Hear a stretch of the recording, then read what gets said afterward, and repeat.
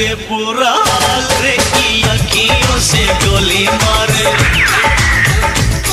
की अखियों से गोली मारे, लड़की कमाल रे की अखियों से गोली मारे, लड़की कमाल रे की अखियों से गोली मारे।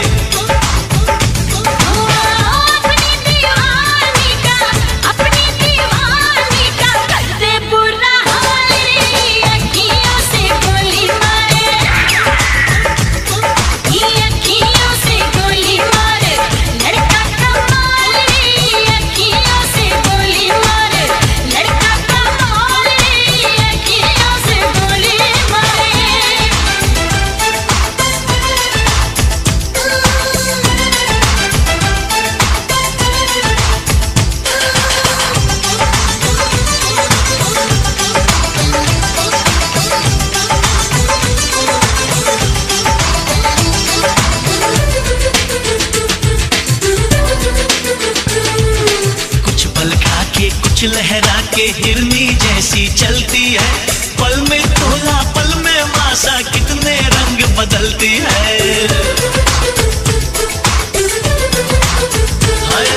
कुछ पल खा के कुछ लहरा के हिरनी जैसी चलती है, पल में तोला पल में मासा, कितने रंग बदलती है। जिसको चाहे पागल कर दे अपने हुस्न के जादू से,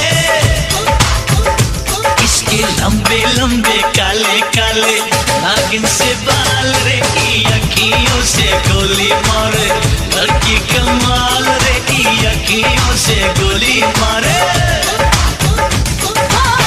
अपनी दीवानी का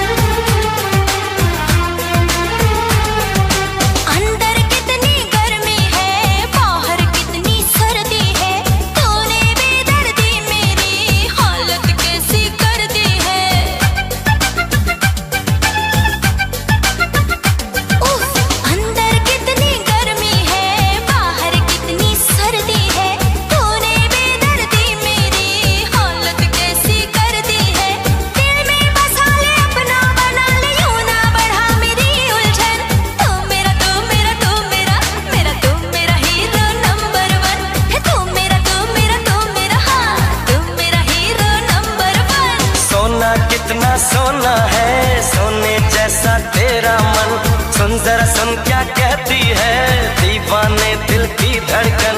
सोना कितना सोना है, सोने जैसा तेरा मन।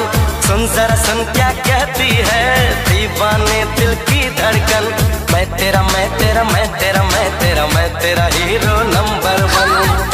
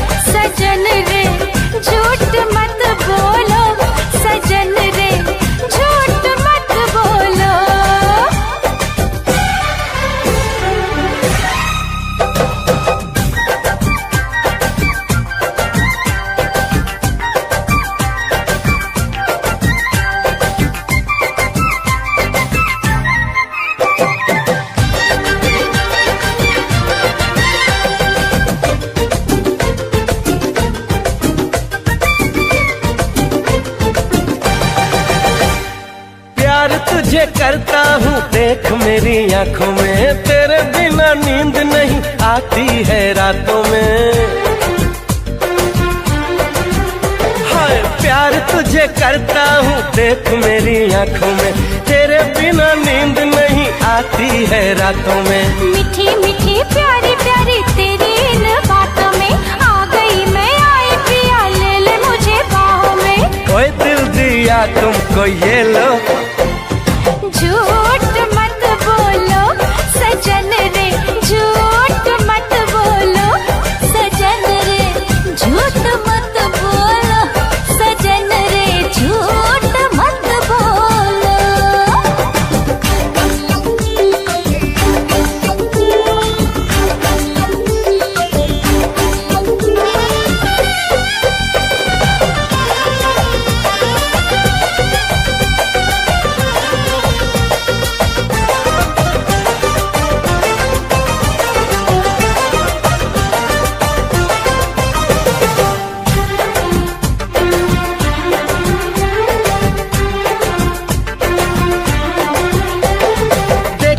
गजब की चमक तेरे गालों में, आजा तू लगा दूं मैं फूल तेरे बालों में।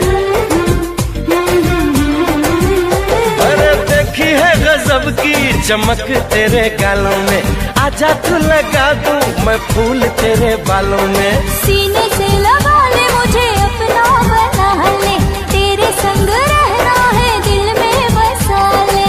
ओए दिल दिया तुमको ये लो, देखो ना झूठ मत बोलो सजन रे, झूठ मत बोलो सजन रे, झूठ मत बोलो सजन रे, झूठ मत बोलो। सुनो मियाँ तुम हो दीवाने, तुम हम पे मरते हो दिल कैसे माने। सुनो मियाँ तुम हो दीवाने, तुम हम पे मरते हो दिल कैसे माने। सच्ची सच्ची कह दो ना डोलो सजन रे, झूठ मत बोलो सजन रे, झूठ मत बोलो सजन जी, झूठ मत बोलो। सुनो जी झूठ मत बोलो।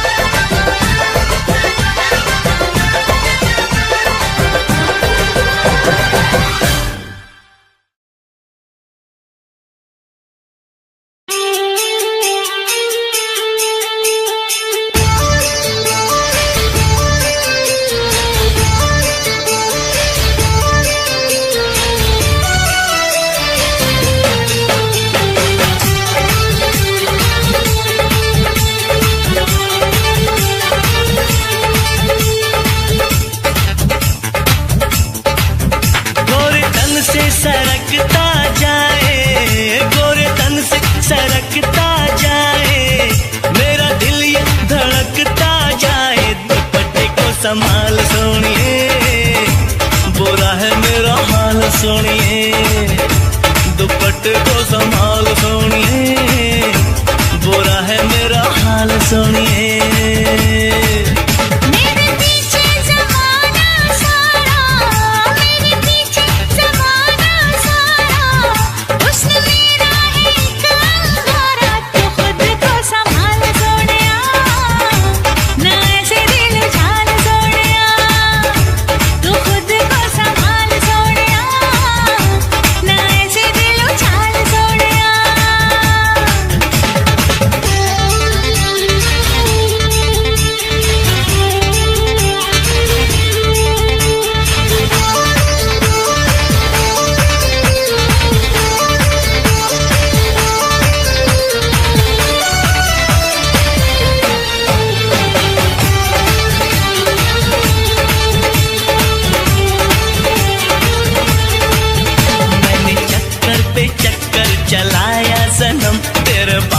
को मैंने पटाया सनम, मैंने चक्कर पे चक्कर चलाया सनम, तेरे बापू को मैंने पटाया सनम। मेरी जान तूने एहसान मुझ पे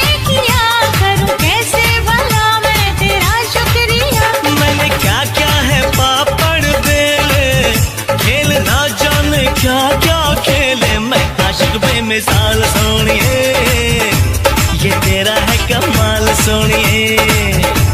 तू खुद को संभाल सोनिया, ना ऐसे दिल उछाल सोनिया।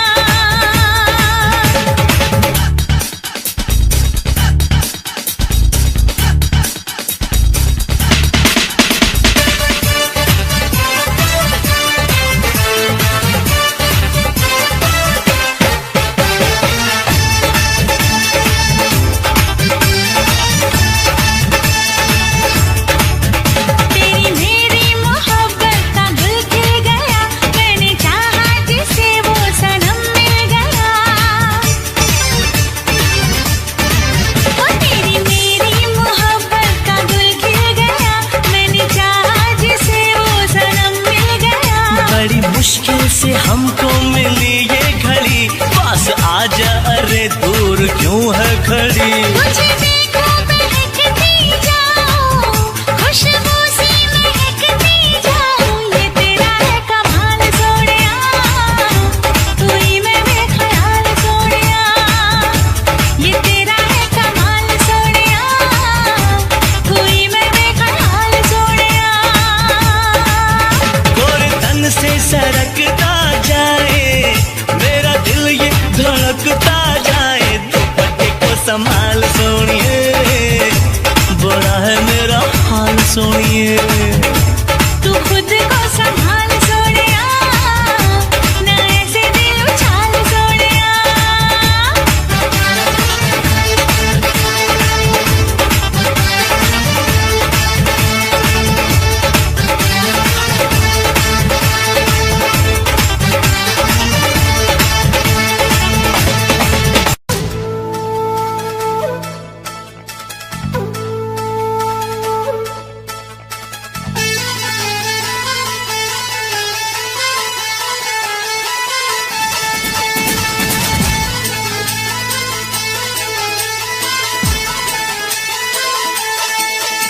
खुला है मेरा पिंजरा, हाँ खुला है मेरा पिंजरा, आ मेरी मैना चुराना ऐसे अखियां लड़ने दे नैना। तू है शिकारी मुझे है पता, जुल्मी तू अपना इरादा बता।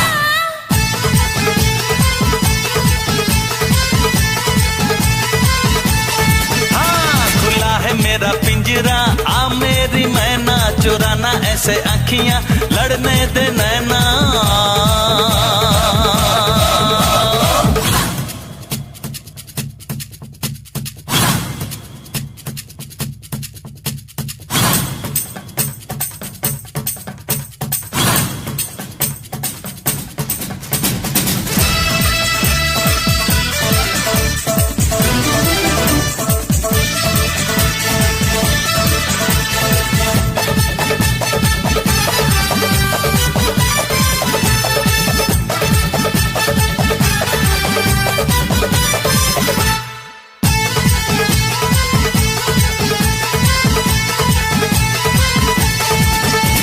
मैंने देखा, तूने देखा, मैंने देखा, तूने देखा, मैं मर गई।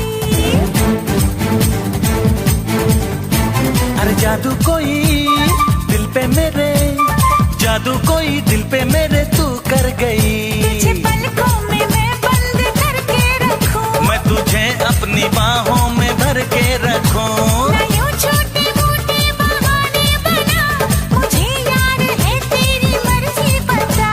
खुला है मेरा पिंजरा, हाँ खुला है मेरा पिंजरा, आ मेरी मैना चुराना ऐसे अखियां लड़ने दे नैना। तू है शिकारी मुझे है पता, जुल्मी तू अपना इरादा बता।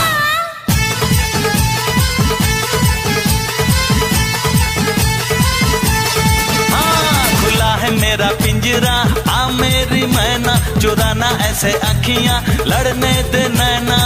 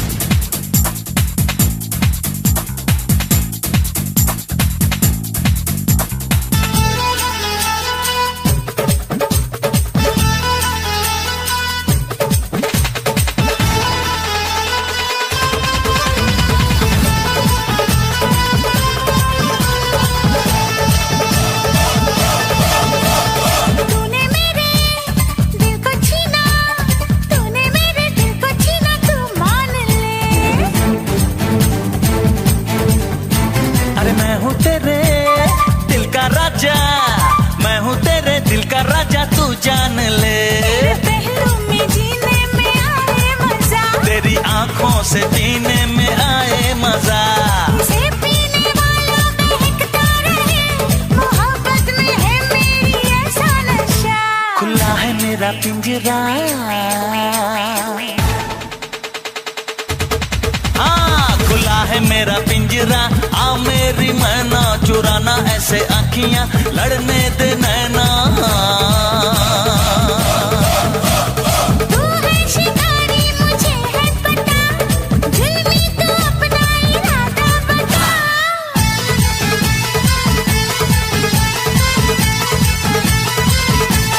अरे खुला है मेरा पिंजरा, आ मेरी मैना, चुराना ऐसे आँखियां, लड़ने दे नैना।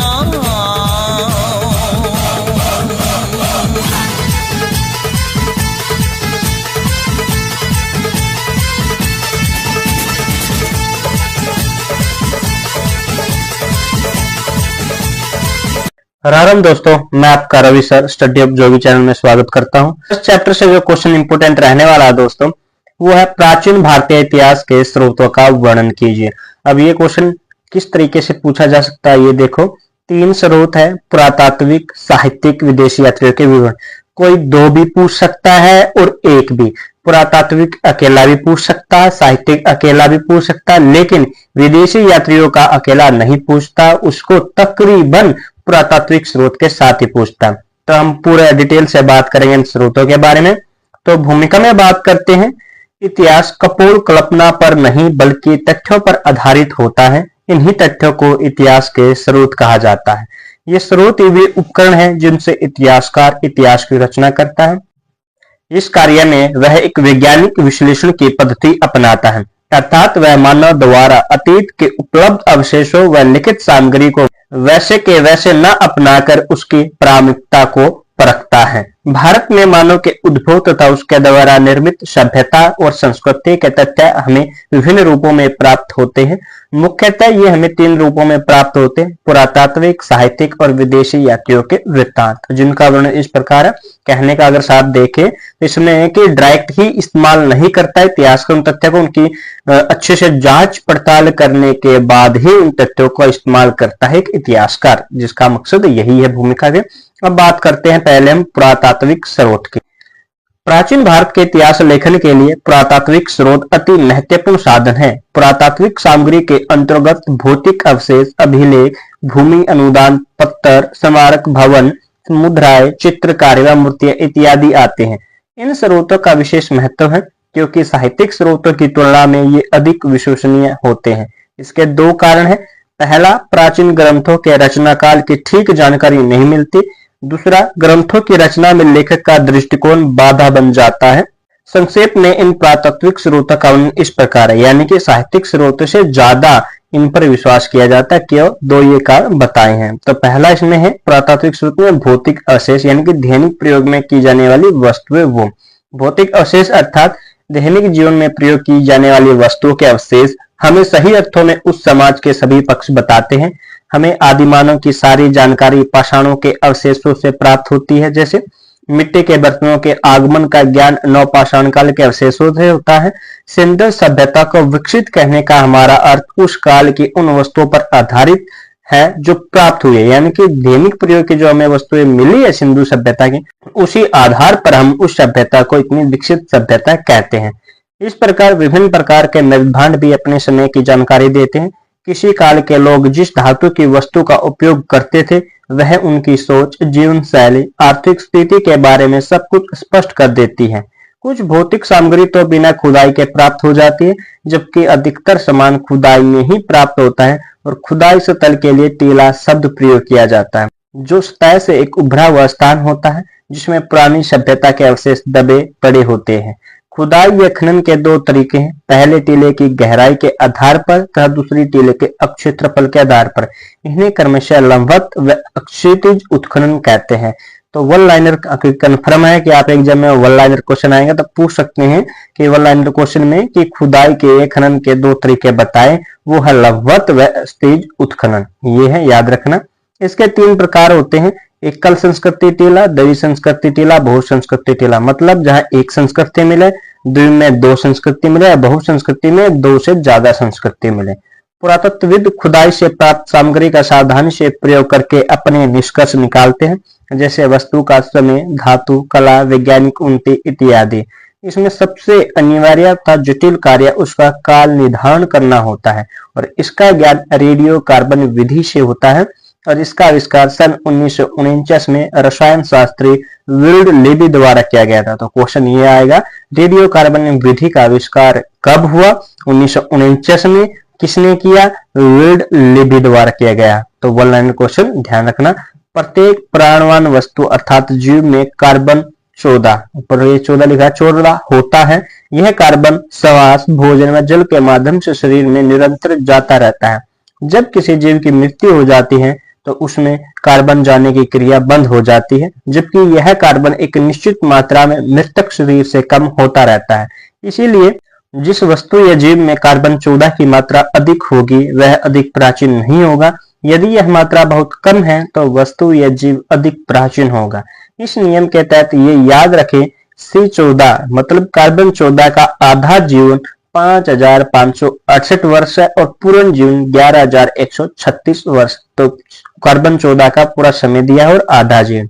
तो कार्बन 14 के अलावा तिथि क्रम निर्धारण के लिए कई अन्य वैज्ञानिक विधियां भी प्रयोग में लाई जाती है, जैसे पौधों का परीक्षण पराग विश्लेषण द्वारा किया जाता है। इनकी अलग अलग चीजों का परीक्षण अलग अलग विधि, इसमें जिसमें कार्बन जाया जाता है उसका तो C14 द्वारा किया जाता है, जैसे कि पौधों का बताया मैंने पराग विश्लेषण।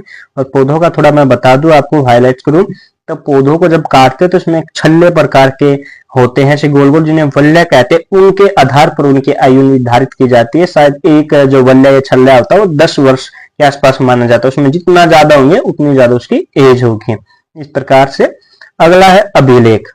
अभिलेख पाषाण शिलाओं, स्तंभों, ताम्रपत्रों, दीवारों, मुद्रा व प्रतिमाओं पर लिखे हुए हैं। अभिलेखों के अध्ययन को पुरालेख विद्या या फिर पुरालेख शास्त्र कहा जाता है। इनमें सर्वाधिक अभिलेख अशोक के हैं, जो अधिकांश प्राकृत भाषा में लिखे गए हैं। इनकी लिपि मुख्य रूप से ब्राह्मी है, जो बाएं से दाएं लिखी जाती है। उत्तर पश्चिमी सीमा अक्षेत्र के अभिलेख घोष्टी लिपि में है, जो दाएं से बाएं लिखी जाती है। हैदराबाद मास्की से प्राप्त अभिलेखों में अशोक का एक अन्य नाम वर्णित है, जिसमें उसे प्रियदर्शी कहा गया है। तो ये उसका अशोक का अन्य नाम क्या है? प्रियदर्शी। और कहा? वो हैदराबाद व मास्की से प्राप्त अभिलेखों में है।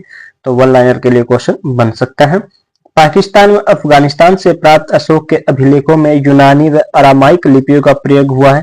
अशोक के अभिलेख को पढ़ने में 1837 ईस्वी में सर्वप्रथम जेम्स प्रिंसेप को सफलता मिली। तो अशोक के अभिलेख सबसे पहले किसने पढ़े? जेम्स प्रिंसेप ने। कब? 1837 में। 1 लाइनर क्वेश्चन के लिए इंपोर्टेंट। सबसे प्राचीन अभिलेख हड़प्पा कालीन है। ये भावचित्रात्मक लिपि में है। इन्हें अभी तक पढ़ा नहीं जा सका। कुछ अभिलेख तो शासकों द्वारा दिए गए आदेश हैं, जैसे कि अशोक से संबंधित। दूसरा अभिलेख विभिन्न धर्मों का संदेश देने वाले, यानी कि कई तो शासकों ने आदेश दिए हैं, ऐसे स्तंभ लिखे। कई हैं जो संदेश धर्म का देते हैं। और तीसरे अभिलेख क्या है? राजाओं की विजय के बारे में जो बताते हैं, प्रस्तुतियों ने उनकी प्रशंसा लिखी हुई है विजय की। ये इन प्रस्तुतियों में बात करें खारवेल का हाथी गुफा अभिलेख, और उधर दामन का गिरनार अभिलेख, सातवाहन नरेश पुल भावी का नासिक गुहा लेख, समुद्रगुप्त का प्रयाग स्तंभ लेख, मालवा नरेश यशोवर्मन का मंदसौर आदि अभिलेख प्रमुख है। गैर सरकारी अभिलेखों में बेशनगर, गैर सरकारी मतलब जो अब सरकारी नहीं है, यानी कि जो राजा है उस समय उसके द्वारा नहीं बनाए गए हैं, वो गैर सरकारी अभिलेख है। तो क्या है? बेशनगर। विदिशा का गरुड़ लेख, जो कि लेख है भागवत धर्म का ज्ञान कराता है, यानी कि विदिशा जो गरुड़ लेख है, 2 बार लिखा गया, ये लेख भागवत धर्म का ज्ञान कराता है। ऐसे निजी या गैर सरकारी अभिलेख मुख्यतः मंदिरों या मूर्तियों पर अंकित हैं। इनसे मूर्तिकला और वास्तुकला के साथ साथ भाषाओं के विकास का भी ज्ञान होता है, याद रखना। फिर है तीसरा भाई भूमि अनुदान पत्र। ये अधिकतर ताम्र पत्थर हैं, जो शासकों व सामंतों द्वारा भिक्षुओं, ब्राह्मणों, मंदिरों तथा जागीरदारों को राजस्व या दान में दिए गए थे। यानी कि क्या है? भूमि अनुदान पत्थर हैं। वापिस देखो, भिक्षुओं या सामंतों को शासकों ने जो दान में दिए हैं उसके बारे में है। इनकी भाषा है जो प्राकृत, संस्कृत, तेलुगु व तमिल है। ये अधिकतर 600 से लेकर 1200 ईस्वी के मध्य के हैं। समय बताया है कब से कब तक के हैं। ये मुख्य रूप से अब किस वंश से हैं? राजपूत, चोल, पांड्या क्षेत्र का ज्ञान कराते हैं। बोग्जगोई अभिलेख जो 1400 ईसा पूर्व का संधि पत्थर है, जिस पर वैदिक देवता का, यानी कि सबसे पुराना अगर इसमें अभिलेख संधि पत्थर देखेंगे भूमि अनुदान पत्र, बोग्जगोई अभिलेख है। एमसीक्यू के लिए, सॉरी 1 लाइनर के लिए याद रखना। नेक्स्ट है स्मारक और भवन। नगर, भवन तथा उससे प्राप्त वस्तुएं हमें तत्कालीन इतिहास के बारे में बताती हैं। सिंधु सभ्यता की जानकारी भवनों व नगरों से मिली है, जो पूर्णतः विकसित प्रतीत होती है। क्यों? क्योंकि भवन ना मिलते तो हम ये नहीं लगा पाते कि सिंधु सभ्यता कैसी थी। पाटलिपुत्र मौर्य वंश के बारे में, तक्षशिला मौर्य व कुषाण वंश के बारे में, नालंदा व उज्जैन गुप्त वंश के बारे में और दिल्ली के कुछ भवन दिल्ली सल्तनत की तस्वीर हमें देते हैं। इनसे जहां कला का ज्ञान होता है, वहीं सामाजिक, धार्मिक, आर्थिक व व्यापारिक पक्ष भी उभर कर सामने आता है। गुप्त काल के मंदिर उनकी सोच को बताते हैं, तो कनिष्क के भवन यूनानी प्रभाव को बताते हैं। जावा के बोरोबुदुर व प्रभुन्य मंदिर, कंबोडिया का अंग्कोर का मंदिर आदि विदेशों में भारतीय संस्कृति के प्रचार को दर्शाते हैं। यानी कि भारतीय संस्कृति विदेशों में भी थी, वो मंदिर है, ये बताते हैं। आज भी भारत के उत्तरी क्षेत्र के मंदिर जो है नागर शैली में, दक्षिण की बात करें तो द्रविड़ शैली में और दक्षिण पथ की बात करें तो दोनों के मिश्रित बेसर शैली में निर्मित है। ये शैली बताई है कि ज्यादातर उत्तर भारत के नागर शैली में है, दक्षिण के द्रविड़ और बीच के बेसर शैली में। नेक्स्ट है मुद्राएं। मुद्राओं ने भी प्राचीन भारतीय इतिहास को समझने में बहुत महत्वपूर्ण योगदान दिया है। इनके अध्ययन को मुद्रा शास्त्र कहा जाता है। भारत में मुद्राएं या सिक्के हमें विभिन्न अक्षेत्रों से विभिन्न धातुओं के रूप में मिले हैं। इन मुद्राओं से शासक की प्रशासनिक योग्यता, वंश क्रम, तिथि, दरबार इत्यादि का ज्ञान तो होता ही है, इसके अतिरिक्त तत्कालीन समाज की सामाजिक, आर्थिक तथा धार्मिक स्थिति का भी ज्ञान होता है। इन सिक्कों पर अंकित चित्र समाज की वास्तविक स्थिति को हमारे सामने रखते हैं। इन पक्षों के अतिरिक्त सिक्के की बनावट को देखकर उस काल की वैज्ञानिक उन्नति का आभास भी होता है। यदि विदेशों के सिक्के भारत में तथा भारत के सिक्के विदेशों में प्राप्त होते हैं, तो स्पष्ट है कि हमारा व्यापार उन क्षेत्रों के साथ था। 200 ईसा पूर्व से लेकर 300 ईस्वी तक का भारतीय इतिहास मूलतः सिक्कों पर ही आधारित है। यानी कि इस समय का जो काल है केवल सिक्कों पर देखकर ही लिखा गया है। इनमें हिंद यूनानी 30 सिक्के हमें मिले हैं, जो इस बारे में विस्तृत ज्ञान कराते हैं। मौर्योत्तर काल के सिक्के सीसा, टीन, तांबा, ये सीसा भाई धातु होती है जिसको इंग्लिश में लीड कहते हैं, वो है। टीन, तांबा, कांस्य व चांदी के हैं। कुषाणों के सिक्के शुद्ध सोने के प्राप्त हुए हैं। गुप्त सम्राटों की स्वर्ण मुद्राएं उत्तर भारत के विभिन्न स्थानों से मिली है, इसलिए सिक्के प्राचीन भारतीय इतिहास की जानकारी का बहुमूल्य स्रोत है। यहाँ मैं एक और बताता हूँ कि सबसे पहले जो सिक्के चलाए थे राजा महाराजों में बात करें तो सोने के, वो हिंद यूनानी शासकों ने ही चलाए थे। तो क्वेश्चन से है सबसे पहले हिंद यूनानी शासकों ने, फिर बात करें तो सबसे शुद्ध सोने के सिक्के वो कुषाण वंश ने, और सबसे ज्यादा मात्रा में सिक्के गुप्त वंश ने चलाए थे। तो सोने से रिलेटेड 3 चीज याद रखना, पहले चलाए वो हिंद यूनानी शासकों ने, सबसे ज्यादा शुद्ध मात्रा में है कुषाण वंश ने, फिर रिपीट कर रहा हूं, और ज्यादा मात्रा में गुप्त वंश ने चलाए थे।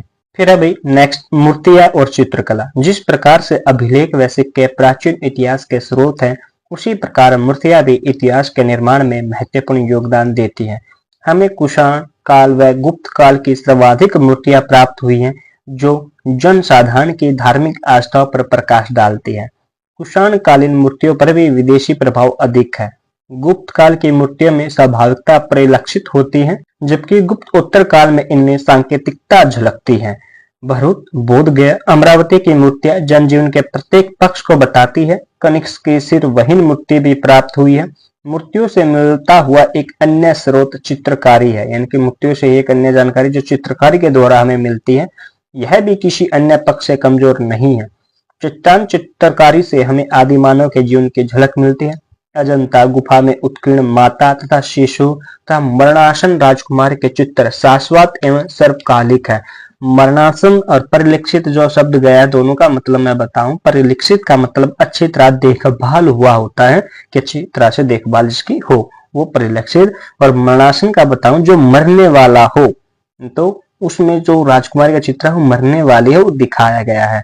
और राजकुमारी जो शाश्वत है, शाश्वत का मतलब है जो सदा रहने वाला है, और सर्वकालिक जो हमेशा काल में रहता है। तो ये इनके मतलब भी समझ लो साथ के साथ। जो गुप्त काल की कला व जन सामान्य का बोध हमें देती है। इसी प्रकार से एलोरा गुफा से प्राप्त चित्र तथा कोणार्क के सूर्य मंदिर की चित्रकारी अपने युग का प्रतिनिधित्व करती है। नेक्स्ट है अब पुरातात्विक स्रोत में। अब ये है कि क्या इनकी कोई सीमाएं हैं, वो डिस्कस करते हैं। इतिहास की पुनर्रचना में पुरातात्विक स्रोत विश्वस्त स्रोत माने जाते हैं, यानी कि विश्वास ज्यादा किया जाता है इन पर, परंतु इनकी भी अपनी कुछ सीमाएं हैं। क्या है? उदाहरण के लिए बहुत से अभिलेखों में उनके उत्कीर्ण कराने वाले राजाओं के विचारों को बढ़ा चढ़ाकर लिखा होता है। कुछ अभिलेख पढ़ने लायक की स्थिति में नहीं है। बहुत से भौतिक अवशेष अभी टीलों के नीचे दबे पड़े हैं, जिन्हें निकाल पाना आसान नहीं है। कपड़ा, चमड़ा या लकड़ी का सामान इत्यादि हमारे उष्ण कटिबंधीय क्षेत्र में गलकर खत्म हो गए। ये कुछ सीमाएं, लेकिन इन सीमाओं के होते हुए पुरातात्विक अवशेष इतिहास लेखन के लिए सबसे महत्वपूर्ण हम मानेंगे ये है। ये कुछ सीमाएं जरूर थी। अब बात करते हैं हम साहित्यिक स्रोत की। हमारा दूसरा जो स्रोत है, ये पहले बता देखो, इसके 7 पॉइंट और इसी के साथ पुरातात्विक के साथ विदेशी विवरण कई बार पूछ लिया जाता है, क्योंकि साहित्यिक स्रोत अपने आप में ही बहुत बड़ा स्रोत है, इसको अलग से पूछ जाएगा। ये जरूरी नहीं है, अगर वो 2 इकट्ठे पूछ ले, साहित्यिक और पुरातात्विक, पॉइंट आपको सारे लिखने हैं।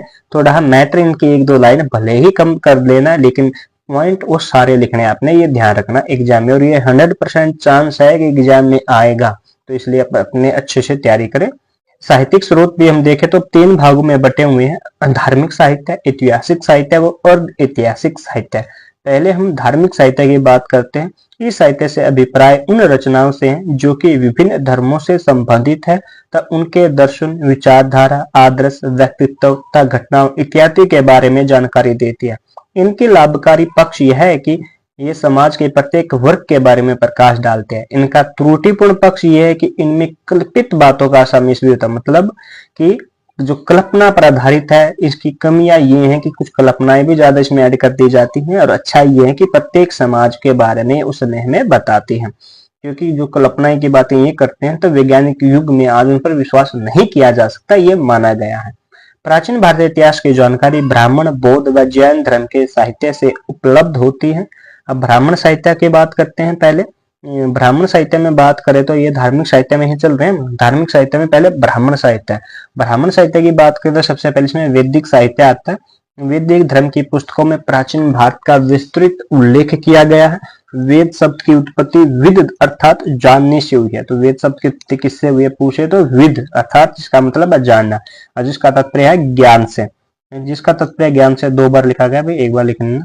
वैदिक परंपरा में वेद को श्रुति भी कहा गया। अब श्रुति क्यों कहा गया ये देखो, वैदिक साहित्य को श्रुति का अर्थ है सुना हुआ। मानते ये है कि ये रचित ग्रंथ नहीं है, बल्कि ऋषियों द्वारा आत्मसात किए गए हैं, मतलब कि लिए गए हैं, अर्थात स्वयं देवताओं ने उन्हें ये ज्ञान दृश्य रूप में दिया है। मतलब देवताओं ने ऋषि मुनियों को सुनाया, ये 4 जो हमारे वेद माने जाते हैं, और उस वेदों के द्वारा उन्होंने श्रुति साहित्य यानी कि सुनकर ग्रहण किए हैं, और आगे कई पीढ़ियों तक वो सुनकर ही यानी कि याद ही करवाते थे, इसलिए श्रुति साहित्य है।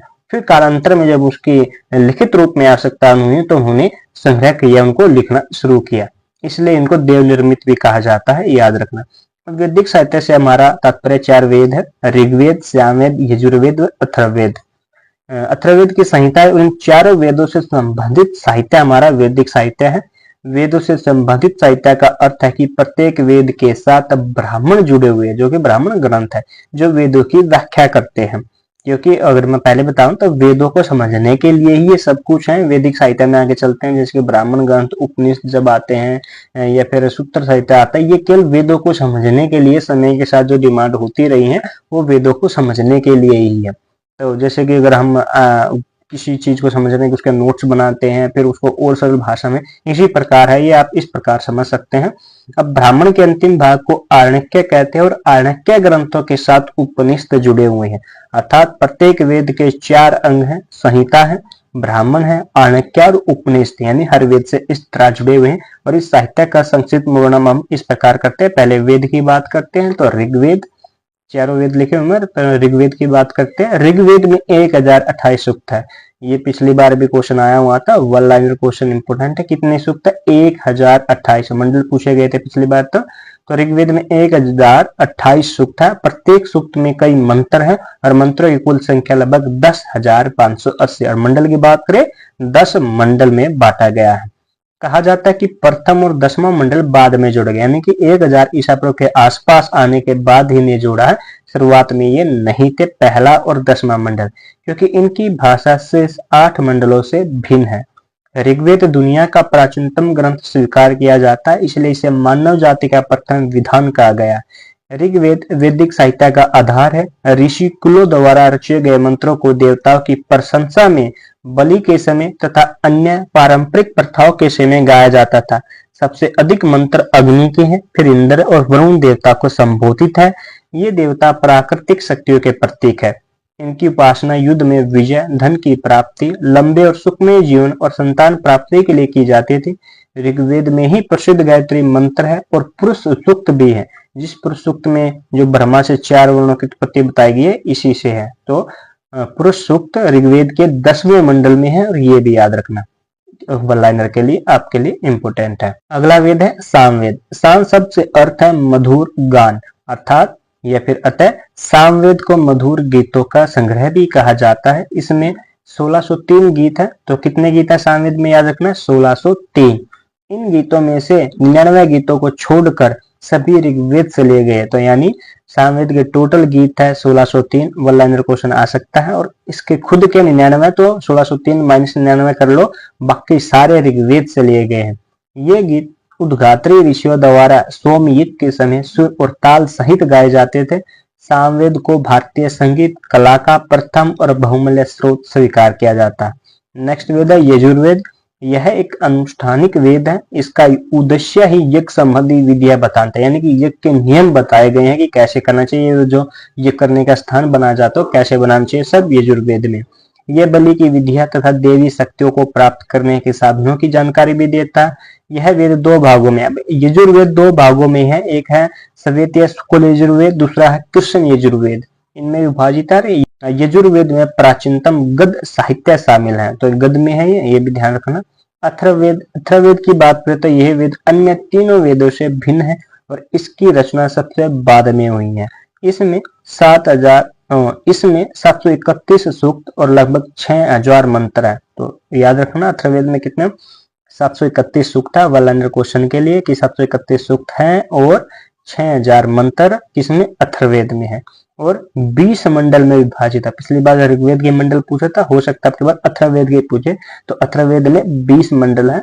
यह वेद इसलिए महत्वपूर्ण और रुचिकार है क्योंकि इसमें सामान्य वर्ग के लोगों की लोकप्रिय मान्यताओं और विश्वासों का वर्णन मिलता है। इसमें जादू टोनों से संबंधी मंत्र है। इसमें अनेक बीमारियों के बचाव तथा औषधियों का भी वर्णन है। बहुत लंबे समय तक इसे वेदों की श्रेणी में नहीं माना जाता था।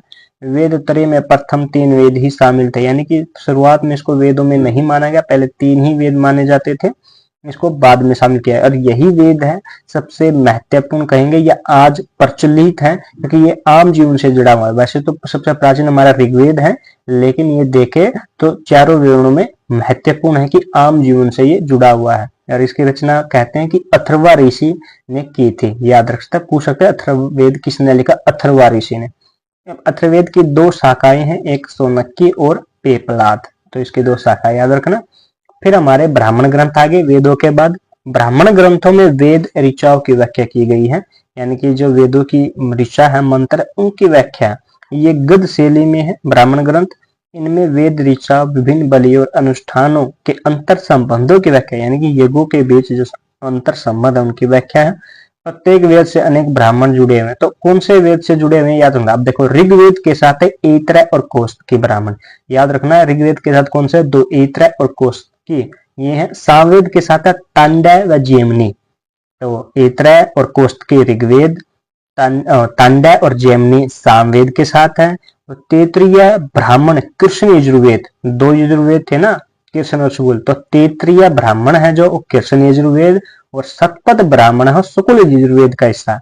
और शतपथ ब्राह्मण सभी ब्राह्मण ग्रंथों में सबसे बड़ा है और महत्वपूर्ण भी, याद रखना। सबसे बड़ा ब्राह्मण ग्रंथ शतपथ और महत्वपूर्ण भी। किससे जुड़ा हुआ है शतपथ, ये फिर याद रखना, ये जुड़ा हुआ है आपका शुक्ल यजुर्वेद से।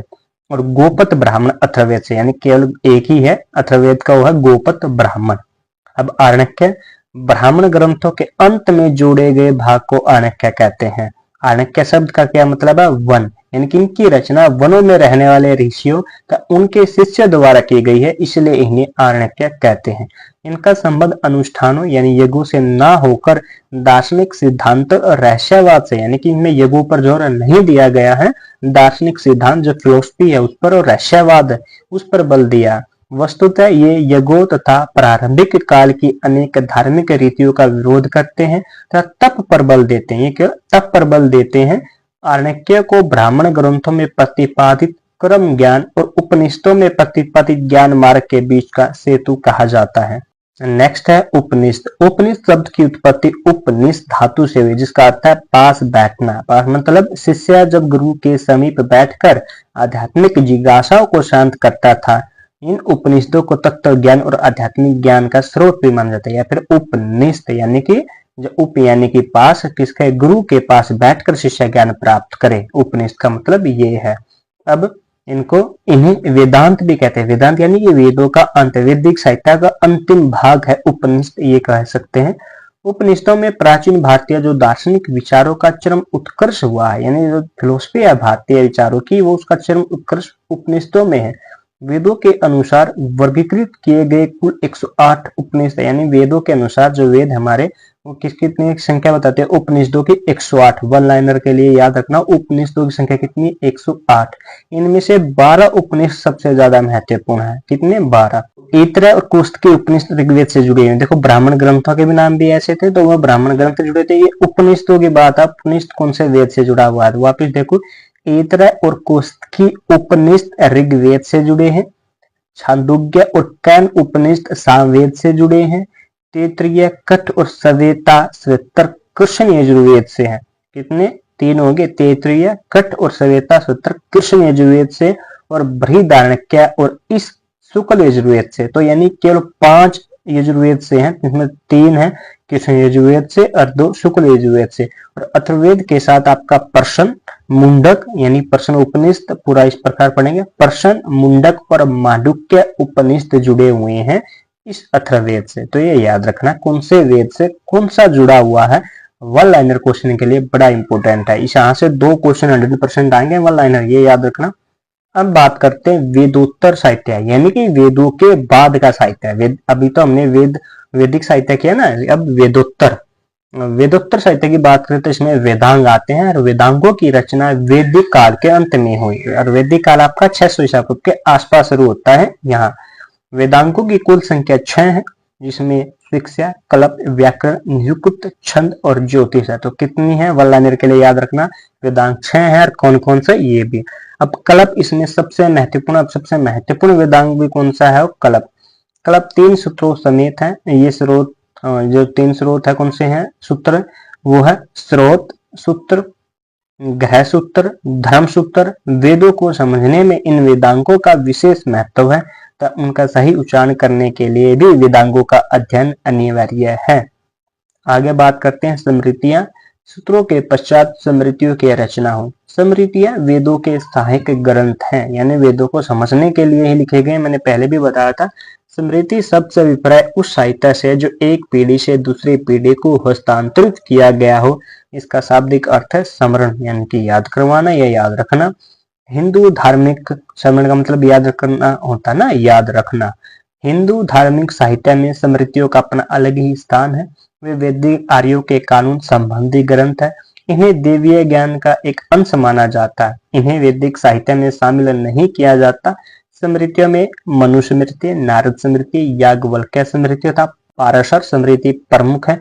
किंतु प्रारंभिक स्मृतियों में मनु स्मृति और याज्ञवल्क्य स्मृति ही प्रमुख मानी, यानी कि सबसे फेमस मनु स्मृति। अगर याद हो, आज भी कानून के सबसे प्राचीन किताब मनु स्मृति बताई जाती है। तो कहें तो इनमें कानून बताए गए हैं, नियम बताए गए हैं समाज के स्मृतियों में। अगला भी महाकाव्य। महाकाव्य ऐतिहासिक साहित्य के अंतर्गत आते हैं। महाकाव्य में रामायण और महाभारत की गणना होती है। महर्षि वाल्मीकि द्वारा रचित रामायण में 24,000 श्लोक हैं। रामायण में जहां राम अच्छाई व धर्म का प्रतीक है, वही रावण बुराई व अधर्म का प्रतीक है। महाभारत की बात करें तो वेद व्यास द्वारा रचित है, जिसमें 1 लाख से अधिक श्लोक हैं। इसमें कौरव अन्याय के प्रतीक और पांडव न्याय के लिए अन्याय से लड़ते हैं। श्रीमद् भगवत गीता भी महाभारत का एक हिस्सा है और ये महाकाव्य तत्कालीन सामाजिक, राजनीतिक, धार्मिक तथा आर्थिक स्थिति पर प्रकाश डालते हैं। यहाँ पूछ सकता है कि महाभारत में कितने पर्व है, 18 पर्व है और रामायण में 7 कांड है, इस तरह बटी हुई है। जो श्रीमद् भगवत गीता है ना आपकी, तो श्रीमद् भगवत गीता आपके छठे पर्व का भाग है। महाभारत के छठे पर्व के नाम है भीष्म पर्व। वन लाइनर क्वेश्चन के लिए ये बात याद रखना। आगे है पुराण। पुराणों का शाब्दिक अर्थ है प्राचीन, इसलिए पुराण हिंदुओं के वे प्राचीन ग्रंथ हैं जिनमें प्राचीन भारत का इतिहास छिपा है। पुराण संख्या में 18 है। इनमें से ब्रह्मा, मत्स्य, विष्णु, भागवत, अग्नि, शिव, मार्कंडेय, गरुड़ पुराण ही ऐतिहासिक दृष्टि से महत्वपूर्ण है। पुराणों की रचना देखो, वैसे तो 18 है लेकिन उनमें से इम्पोर्टेंट ये बताएं, पुराणों की रचना 5वीं-6ठी शताब्दी तक पूर्ण हुई है, क्योंकि इसमें हर्ष आदि राजा का वर्णन नहीं मिलता, यानी कि इससे पहले ही कंप्लीट हो चुके हैं। प्रत्येक पुराण और हर्षवर्धन का समय बता दो 606 से 647 ईस्वी है। प्रत्येक पुराण के 5 भाग है। ये पुराण वर्तमान रूप में संभवतः ईसा की 3री और 4थी शताब्दी में लिखे गए हैं। तो ये तो था भाई सब ब्राह्मण साहित्य। अब बात करते हैं बौद्ध साहित्य, मतलब तो हिंदू धर्म या सनातन धर्म से था। अब बौद्ध साहित्य बात करते हैं बौद्ध धर्म से। इसमें सबसे पहले आते हैं भाई सुत्त पिटक, यानी कि बौद्ध साहित्य में पिटक सबसे इंपोर्टेंट त्रिपिटक। त्रिपिटक यानी इसमें 3 पिटक, और 3 पिटकों में सबसे पहले सुत्त पिटक करते हैं हम। ये तीनों पिटकों में सबसे बड़ा है और महत्व वाला पिटक है। इसमें क्या है, इसमें बौद्ध धर्म के सिद्धांतों का वर्णन किया गया है। तो वन लाइनर के लिए क्वेश्चन, सबसे बड़ा पिटक कौन सा है? सुत्त पिटक। ठीक है भाई, याद रखना। तो महात्मा बुद्ध के उपदेश का वर्णन है। क्या क्या है इसमें? सिद्धांत है बौद्ध धर्म के और महात्मा बुद्ध के उपदेशों का वर्णन।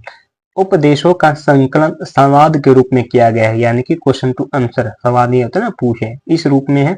इस ग्रंथ से बौद्ध धर्म के आदर्शों की जानकारी मिलती है एवं इससे स्पष्ट होता है कि बौद्ध धर्म को समाज में लोकप्रिय बनाने के लिए किस प्रकार के काम किए गए। काम नहीं लिखा हो भाई, लिख लेना, काम किए गए। इस पिटक के 5 खंड हैं। अगला पिटक है अभिधम्म पिटक। इसके 7 भाग है। इनमें बौद्ध धर्म का दार्शनिक विवेचन जो फिलोसफी वाला है वो यहाँ पर दिया गया है अभिधम्म पिटक में। वास्तव में यह बौद्ध दर्शन, बौद्ध परिभाषा आदि को समझने के लिए अत्यंत ही उपयोगी है। इस पिटक के 7 भाग हैं जिनमें कथा वस्तु सर्वाधिक महत्वपूर्ण है। इसकी रचना अशोक के गुरु मोगलीपुत्र तीस ने की। मतलब अभिधम्म पिटक किसने लिखा? जो मोगलीपुत्र तीस है उसने। और वो कौन था? अशोक का गुरु, जो मौर्य वंश का सम्राट है अशोक, वो। यह ग्रंथ अशोक की बौद्ध धर्म के प्रति आस्था तथा इसके प्रचार प्रसार में जानकारी देता है। अगला पिटक है विनय पिटक। इसे स्वयं महात्मा बुद्ध द्वारा प्रतिपादित माना जाता है कि महात्मा बुद्ध ने ही इसको लिखा। वैसे इसका रचयिता आनंद जो उसके परम शिष्य है वो माने जाते हैं, वो उसके परम शिष्य थे महात्मा बुद्ध के। इसमें भिक्षु और भिक्षुओं के संग और उनके दैनिक जीवन संबंधी नियम वर्णन है। मतलब महात्मा बुद्ध ने जो नियम बनाए थे भिक्षु और भिक्षुओं के लिए वो है। इसमें बौद्ध धर्म की सामाजिक संहिता व कानूनी संहिता भी कहा जा सकता है। इसको क्या, सामाजिक और कानूनी संहिता बौद्ध धर्म की कहा जाता है। इसमें बौद्ध कालीन समाज की संरचना और परंपराओं का भी उल्लेख किया गया है। अन्य बौद्ध ग्रंथों में बात करें तो जातक कथाएं हैं।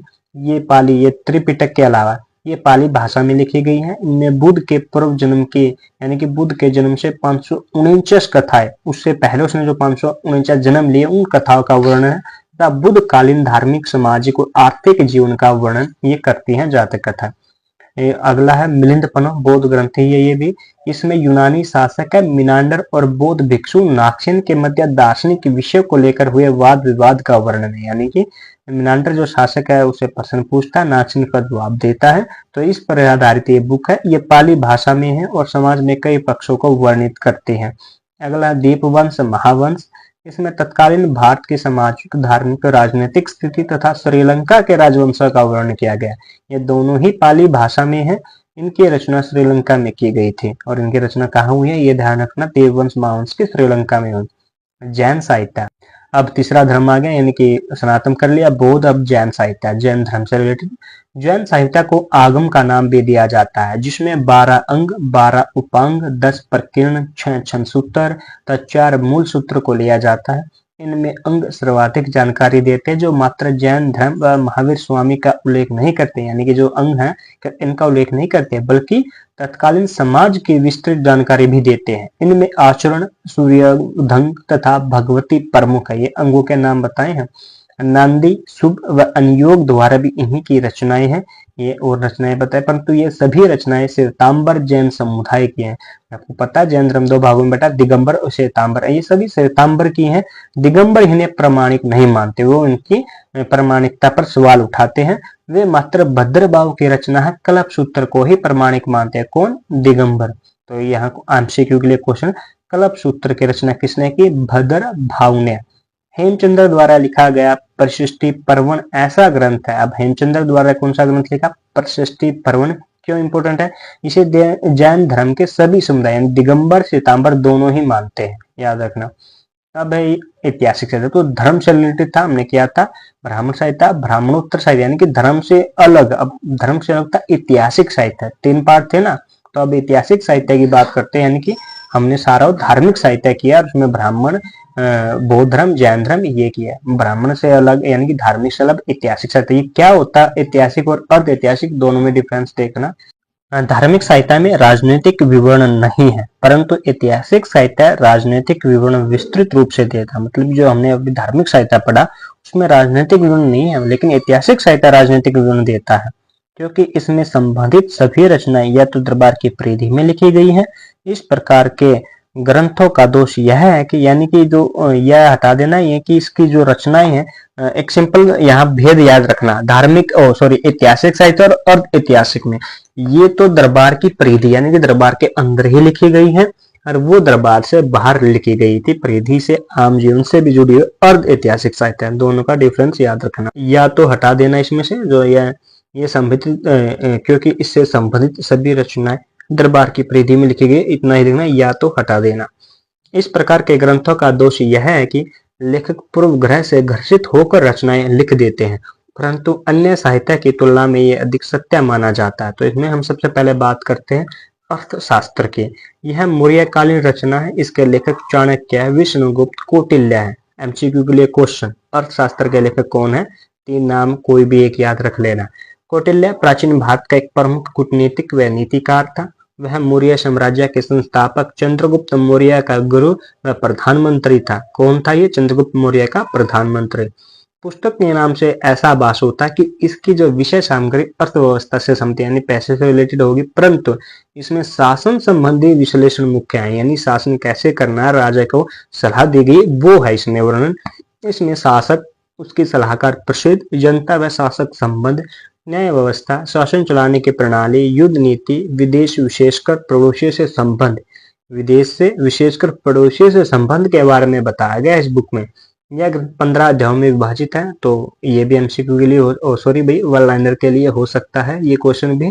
कितने भागों में अर्थशास्त्र? 15 अध्याय में है, और प्रत्येक अध्याय में लेखक ने तत्कालीन राजनीति, शासन प्रबंध का, भारत की स्थिति, समाज व संस्कृति को विस्तृत ढंग से बताया है। इस पुस्तक की तुलना मैकावली के द प्रिंस से की जाती है, या फिर प्रिंस याद रखना, मैकावली की बुक का नाम आया द प्रिंस, उससे इसकी तुलना की जाती है। नेक्स्ट है हर्षचरित, इसके लेखक बाणभट्ट है। बाणभट्ट कौन थे? बाणभट्ट हर्षवर्धन के दरबारी कवि। बाणभट्ट ने अपनी पुस्तक को 17 खंडों में विभाजित किया। तो एमसीक्यू वन लाइनर के लिए ये भी क्वेश्चन इंपॉर्टेंट है, हर्षचरित किसने लिखी? तो अब ये किसने लिखी है, हर उसमें वन लाइनर ये तो आएगा ही, याद रखना कौन सी बुक किसने लिखी, एक क्वेश्चन जरूर ये बनेगा। तो इसमें क्या है? इसमें वर्धन वंश का परिचय, हर्षवर्धन के प्रारंभिक जीवन, प्रभाकर वर्धन की मृत्यु के समय भारत की स्थिति, हर्षवर्धन के विजय अभियान, हर्षवर्धन व जनता के मध्य संबंध, तत्कालिक शासन प्रणाली और न्याय व्यवस्था का विशेष वर्णन है इस बुक में। उसने सामाजिक संदर्भ में विवाह व सती प्रथा के बारे में भी बताया। राजेश्वरी के विवाह के बारे में वर्धन वंश की कार्यप्रणाली, यानी कि उसने राजेश्वरी का विवाह दिखाया, तो उस समय की कार्यप्रणाली उसने रोचक ढंग से प्रस्तुत किया। इसमें कई स्थानों पर अतिशयोक्ति वर्णन भी है, यानी कि हद से ज्यादा दिखाया गया है, बताया गया, लेकिन ह्यून-त्सांग के वर्णन से तुलना करके आप इसका समुचित प्रयोग कर सकते हैं, यानी कि पैरेलल आप रख सकते हैं। नेक्स्ट है पृथ्वीराज रासो। यह राजपूताकालीन यानी राजपूत कालीन जो साहित्य है उसकी एक उत्तम कृति है। इस रचना के लेखक पृथ्वीराज चौहान के दरबारी कवि और उनके मित्र चंद्रबरदाई है। तो वन लाइनर के लिए क्वेश्चन याद रखना, बुक किसकी है? इस रचना में तोमर वंश द्वारा दिल्ली की स्थापना, अजमेर के शाकंभरी वंश के बारे में बताते हुए लेखक ने पृथ्वीराज चौहान के बारे में विस्तार से बताया है। मौलिक रूप से इस रचना का उद्देश्य पृथ्वीराज चौहान की सफलताओं का गुणगान करना था। पृथ्वीराज चौहान व जयचंद के संबंधों के बारे में ये कृति विस्तार से प्रकाश डालती है। नेक्स्ट है राजतरंगिणी। यह मध्यकाल की रचना है। इसके लेखक कल्हण है। एक कल्हण है और एक बिल्हण है, तो याद रखना ये कल्हण है। वन लाइनर के लिए क्वेश्चन याद रखना। इसकी बुक है राजतरंगिणी कल्हण और इस कृति में कश्मीर के इतिहास को लिखा गया है। इस रचना में लेखक ने कश्मीर की भौगोलिक स्थिति, सांस्कृतिक जीवन व सामाजिक संरचना को बताया है। उसने इसमें कश्मीर में आरंभ से लेकर 12वीं शताब्दी तक के इतिहास को लिखा है। इस रचना में लेखक ने कश्मीर के विभिन्न वंशों की उपलब्धियों व कमजोरियों को भी वर्णित किया। इसलिए ये बुक इम्पोर्टेंट है कि इसमें उपलब्धियों के साथ कमजोरियां भी बताई हैं। नेक्स्ट है तबकात ए नासरी। यह दिल्ली सल्तनत काल की रचना है। इसके लेखक मिन्हाज उल सिराज है। तो वन लाइनर के लिए याद रखना राइटर मिन्हाज उल सिराज। इस रचना में मध्यकालीन विषयों में इस्लाम की उत्पत्ति व पैगंबर मोहम्मद गजनवी यानी कि कहां से इसके इस्लाम की उत्पत्ति व पैगंबर मोहम्मद से शुरुआत, गजनवी और गोरी के भारत पर आक्रमण और तथा तत्कालीन भारत की स्थिति को वर्णित किया गया। यानी कितनी सब बातें इस बुक में है। इस पुस्तक में सर्वाधिक विवरण दिल्ली सल्तनत की स्थापना तथा प्रारंभिक सुल्तानों के बारे में। अब कौन कौन से सुल्तानों के बारे में देखो, कुतुबुद्दीन ऐबक, आराम शाह, इल्तुतमिश, कुनुद्दीन फिरोज, रजिया सुल्तान यानी मसूद व नासुरुद्दीन महमूद के काल की घटनाओं का तिथि क्रम विवरण है, यानी कि तिथि के अनुसार। इसमें 1261 तक की घटना के प्रत्येक पक्ष को बताया गया है। फिर है संगम साहित्य। यह साहित्य पांड्य शासकों के काल में तमिल भाषा में लिखा गया। इसमें 520 ईसा पूर्व से 580 ईस्वी यानी कि लगभग 1000 वर्षों का वर्णन है। इस दौरान मध्य मधुरे में 3 संगम यानी कि साहित्य संबंधी लोगों की एक सभा, संगम उसको बोला गया, बुलाई गई। इन तीनों संगमों में बहुत से साहित्य की रचना की गई। प्रथम जो संगम का साहित्य अब उपलब्ध नहीं है, पहले संगम का नहीं है, जबकि दूसरे संगम का साहित्य मात्र एक है, तोलकापियम। पहले संगम का नहीं है, दूसरे का एक है, तोलकापियम नामक ग्रंथ है। ये तमिल भाषा की व्याकरण का आधार ग्रंथ है तोलकापियम और इसके लेखक तोलकापियार है। तो वन लाइनर के लिए क्वेश्चन, तोलकापियार की रचना है तोलकापियम। किस भाषा में, याद रखना तमिल भाषा में। तीसरा जो संगम है उसकी अनेक रचनाएं हैं, लेकिन इसमें 3 प्रमुख ग्रंथ है। अनेक रचनाओं में से वो 3 ग्रंथ है, शिल्प आदिकारम, मणिमेखले, ताजीविक चिंतामणि। ये दक्षिण भारत के इतिहास के बारे में हर प्रकार की जानकारी हमें देते हैं। अगला है भाई अर्ध ऐतिहासिक। डिफरेंस मैंने पहले ही बता दिया था ऐतिहासिक और अर्ध ऐतिहासिक में क्या है। अर्ध ऐतिहासिक साहित्य वह साहित्य माना जाता है जो काव्य, लेख, नाटक, उपन्यास या अन्य किसी भी रूप में लिखा गया हो। इस प्रकार की रचना का रचयिता भले ही किसी भी बात को हमारे समक्ष रख रहा हो, परंतु वह परिस्थितियों से जुड़कर ही ऐसा करता है। वैसे भी साहित्य को समाज का दर्पण माना जाता है। प्राचीन भारतीय इतिहास को जानने के लिए इस प्रकार का साहित्य पर्याप्त मात्रा में उपलब्ध है। इस साहित्य से तत्कालीन शासन व्यवस्था व शासक समाज की सामाजिक, आर्थिक व धार्मिक सांस्कृतिक स्थिति का ज्ञान होता है। और मैं बात करें तो पहला book Mudrarakshasa, writer Vishakha Datta. One liner के लिए इंपोर्टेंट, याद रखना विशाख दत्त का नाटक है मुद्रा। तो क्या है, ये नाटक है मुद्रा राक्षस। अपने समय का में विस्तृत विवरण देता है। कुछ इसे गुप्तकालीन बताते हैं तो कुछ मौर्यकालीन। इस पुस्तक में सर्वाधिक वर्णन इस बात का है कि नंदकालीन भारत यानी कि मगध वंश की क्या स्थिति थी जब नंद वंश के शासक मगध पर शासन कर रहे थे। इस स्थिति का लाभ उठाकर किस तरह से चंद्रगुप्त मौर्य ने अपने वंश की स्थापना की। और विशाख दत्त का अन्य नाटक देवी चंद्रगुप्तम भी है जो फेमस है। तो दोनों याद रखना, देवी चंद्रगुप्तम और मुद्रा राक्षस विशाख दत्त की है। अगली कालिदास की रचनाएं जरूर याद रखना, भी क्वेश्चन पूछा जा सकता है वन लाइनर में। गुप्तकालीन सुप्रसिद्ध लेखक कालिदास की कई रचनाएं हैं जो तत्कालीन समाज का बहुरूपीय चित्र खींचती है। उसकी रचनाओं में ऋतु संहार, प्रथम काव्य रचना जो उनका मेघदूत, कुमार संभव, कोई 2 या 3 तो याद रखना, मालविक अग्निमित्रम, अभिज्ञान शाकुंतलम मुख्य है। इन रचनाओं में गुप्तकालीन भारत के सामाजिक, आर्थिक व सांस्कृतिक जीवन को दर्शाया गया है। शासकों की कार्य प्रणाली व अधिकारी वर्ग के जनता के साथ व्यवहार का उल्लेख भी है। हर्ष की रचनाएं के 3 नाटक उपलब्ध होते हैं। इनके नाम है नागानंद, प्रियदर्शिका, रत्नावली। हर्ष, जिसके ऊपर हर्षश्रीत लिखी ना, हर्षवर्धन, वही है। इसके 3 नाटक है, याद रखना वन लाइनर के लिए। ये 7वीं शताब्दी के भारतीय समाज के बारे में बताते हैं। कुछ लोगों ने यह प्रश्न उठाया है कि सम्राट इनका लेखक नहीं है, परंतु जिस तरह का वर्णन इसमें दिया गया है उसके आधार पर इनका लेखक हर्ष प्रमाणित होता है, ये याद रखना। यह तीनों नाटक भी अपने काल के सामाजिक और सांस्कृतिक चित्र प्रस्तुत करते हैं। मृच्छकटिकम, इस नाटक के लेखक शूद्रक नाटक है, शूद्रक इसके राइटर का नाम है, वन लाइनर के लिए याद रखना। जिसने गुप्त काल की राजनीतिक, सामाजिक व धार्मिक प्रस्तुति विभिन्न रूपों में, किस काल का है? गुप्त काल का। अब अन्य साहित्य में बात करें तो और भी बुकों के नाम और उसके राइटर के नाम याद रखने पूछा जा सकता है। जैसे भारवी, भारवी का किरात अर्जुनियम भारवी का है, महाकाव्य है। तथा माधव का शिशुपाल वध, राइटर का नाम माधव है, शिशुपाल वध महाकाव्य रोचक एवं महत्वपूर्ण सामग्री समाहित किए हुए हैं। दंडी का 10 कुमार चरित्र, दंडी के बुक का नाम है 10 कुमार चरित्र। दक्षिण भारत की सामाजिक, आर्थिक, राजनीतिक तथा धार्मिक दशा के बारे में बताता है। भास के नाटकों का भी इस क्षेत्र में विशेष स्थान है। पंतजलि की रचना व्याकरण, जहाँ समाज के विभिन्न पक्षों को जोड़ती है, वही तत्कालीन भाषा ज्ञान का बोध भी कराती है। पंतजलि किसकी रचना है? याद रखना। पंतजलि की रचना है व्याकरण, याद रखना। भिलन, मैंने बता देना, एक कलन है, एक भिलन, ये है भिलन। भिलन की रचना का नाम है विक्रमांक देव चरित। अतुल का मुशिक वंश, ये राइटर का नाम है अतुल। मुशिक उसकी रचना भी अपने अपने काल से संबंधित जानकारी देते हैं। तो विक्रमांक देव चरित चालुक्य वंश के बारे में एक राजा है, विक्रमांक षष्ठ के नाम से उसके ऊपर लिखी गई है, ये याद रखना। अब बात करते हैं, तीसरा स्रोत है विदेशी यात्रियों का वृत्तांत। प्राचीन काल से ही भारत के विदेशों से संबंध रहे हैं, जिस कारण भारत के लोग विदेश जाते रहे हैं तथा विदेशी भारत आते रहे। जो व्यक्ति विदेशों से भारत में आए, उन्होंने डायरी, पत्र, सरकारी रिकॉर्ड, निजी संस्मरण यानी कि अपनी कुछ निजी बातें तथा सूचना के रूप में कुछ दस्तावेज छोड़े। ये दस्तावेज ही भारतीय इतिहास के स्रोत के रूप में प्रयोग किए जाते हैं। प्राचीन भारतीय इतिहास की जानकारी देने वाले यात्रियों को यूनानी, चीनी, अरबी, तिब्बती यात्रियों में विभाजित किया जा सकता है। तो जैसे इस प्रकार ही करेंगे, पहले हम यूनानी करते हैं, यूनान से कौन आया। भारत का यूनान व रोम से प्राचीन काल से ही गहरा संबंध रहा है। इसी कारण यात्रियों का आपस में आदान प्रदान होता रहा। भारत पर सिकंदर के आक्रमण की जानकारी भारतीय स्रोतों से नहीं मिलती पर्याप्त, बल्कि इसके लिए हमें यूनानियों के स्रोत पर निर्भर रहना पड़ता है, ये याद रखना।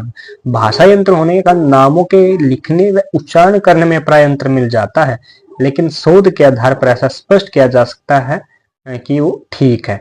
टेरिथस यूनान का निवासी था, नाम है ये टेरिथस, कहाँ का था? यूनान का, परंतु वह ईरानी दरबार में राजवेद था। देखो, था यूनान का, ईरान में राजवेद था। उसने ईरानी अधिकारियों से ज्ञान प्राप्त करके भारत के बारे में कहा, यानी कि जो ईरानी भारत आते रहते थे उनसे सुनकर भारत के बारे में लिखा इसने। हेरोडोटस जो यूनान का था, जिसे इतिहास का जनक के नाम से जानता है, पिता के नाम से जान जाता, अपने ग्रंथ हिस्टोरिका बुक है उसकी, हिस्टोरिका में 5वीं शताब्दी ईसा पूर्व के भारत और ईरान संबंधों का वर्णन अनुसूचियों के आधार पर किया, मतलब वो भी कभी भारत नहीं आया था हेरोडोटस। फिर है निकेस, अनिस्क्यूट्स, अरिस्टोकुद से तीनों भाई जरूर याद रखना, रट लो कैसे भी करो, निकेस, अनिस्क्यूट्स, अरिस्टोकुद, क्योंकि ये सभी सिकंदर के समकालीन है और उसके साथ आए। कई बार क्वेश्चन पूछा जाता है सिकंदर के साथ आने वाले 3 जो इतिहासकार है वो कौन से हैं, ये याद रखना। इन्होंने भारत के बारे में प्रत्येक पक्ष रखा है जो कि प्रामाणिक भी है। मैक्सनीज सिकंदर के सेनानायक, सेल्यूकस का राजदूत है। सेल्यूकस का राजदूत कौन? मैक्सनीज, जो चंद्रगुप्त मौर्य के दरबार में, किसके दरबार में आया, कौन था, याद रखना वन लाइनर के लिए। कब आया? 305 बीसी में और 298 बीसी तक रहा, यानी ईसा पूर्व। इसकी रचना इंडिका, तो बुक का नाम याद रखना इसकी, इंडिका है, मैक्सनीज के, वन लाइनर के लिए इंपोर्टेंट। इसने तत्कालीन समाज, संस्कृति व शासन का विवरण दिया है। डायमिक्स सीरिया के शासक के राजदूत के रूप में बिंदुसार के दरबार में आया, जो चंद्रगुप्त का बेटा था बिंदुसार, उसके में। डायनोसियम टोलेमी फिलाडेल्फस के राजदूत के रूप में अशोक के दरबार, यानी बिंदुसार के बेटे अशोक के दरबार में रहा। टालमी की जियोग्राफी 185 ईसा के आसपास लिखी गई है। इसमें भारतीय भूगोल तथा वाणिज्य का वर्णन है। पेरिपल्स रचना के पूरा नाम है पेरिपल्स ऑफ द एरिथ्रन सी। रचना के लेखक का नाम पता नहीं, परंतु इसने 80 से लेकर 115 ईस्वी में भारतीय व्यापार की जानकारी मिलती है। खासकर दक्षिण भारत के व्यापार की, ये भी ध्यान रखना। पेल्ली ने नेचुरल्स हिस्टोरिका में प्राचीन भारत व इटली के संबंधों पर प्रकाश डाला। ये सभी यूनान के थे, इसलिए यूनानियों में हिंद के। फिर भाई चीनी, भारत व चीन दोनों प्राचीन सांस्कृतिक धरोहर के रूप में आपस में जुड़े हुए थे, इसलिए चीन के कुछ लोगों ने भारत की यात्रा की एवं इस बारे में अपना वृत्तांत छोड़ा। लेकिन जितने भी यात्रियों का वृत्तांत वर्तमान में उपलब्ध है, उससे एक बात स्पष्ट होती है कि ये सभी बौद्ध धर्म से संबंधित ज्ञान लेने के लिए भारत आए थे। फाहियान, भाइयान पहला प्रमुख चीनी यात्री था जो किसके समय आया? चंद्रगुप्त विक्रमादित्य या द्वितीय। वल्लाह के लिए इंपोर्टेंट क्वेश्चन, किस कौन आया था? फाहियान किसके समय? चंद्रगुप्त विक्रमादित्य या द्वितीय। कब? 399 ईस्वी में आया था और 415 ईस्वी तक भारत में रहा। उसने अपने वृत्तांत में गुप्त काल के सामाजिक, सांस्कृतिक, आर्थिक, धार्मिक व राजनीतिक दशा के बारे में मूल्यवान जानकारी दी है। ह्यूनसांग है, उसके बाद ह्यूनसांग ने हर्षवर्धन कई बार जिक्र कर चुके हैं। हर्षवर्धन उसके शासनकाल में आया। भारत में 629 से 644 ईस्वी रहा है।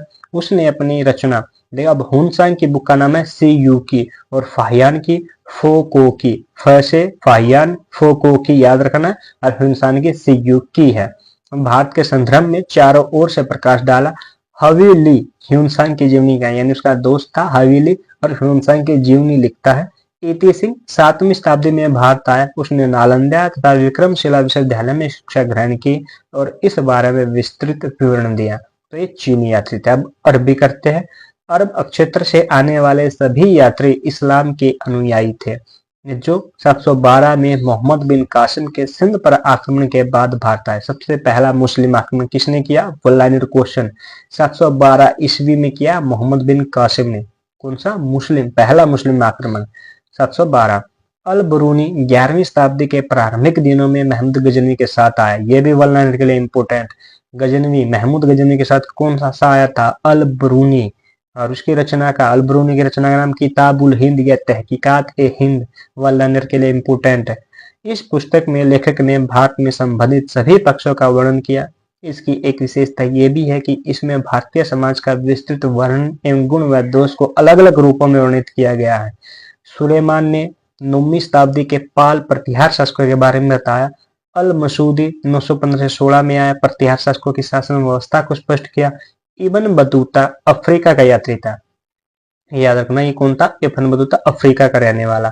ये कई बार पूछा जाता है इब्न बतूता कहाँ का था? अफ्रीका का। वह अरब अफ्रीका में भी कहा, मोरक्को का। अफ्रीका में भी कहा मोरक्को, ये याद रखना। वह मोहम्मद तुगलक के दरबार में 1334 से 1342 ईस्वी तक दरबारी रहा। उसने अपनी पुस्तक रहेला या सफरनामा, अब इब्न बतूता की बुक का नाम है रहेला सफरनामा। वल्लाइनर के लिए इब्न बतूता भी इंपोर्टेंट है। दिल्ली सल्तनत कालीन समाज और मोहम्मद तुगलक के बारे में जानकारी हमें प्रदान करता है ये।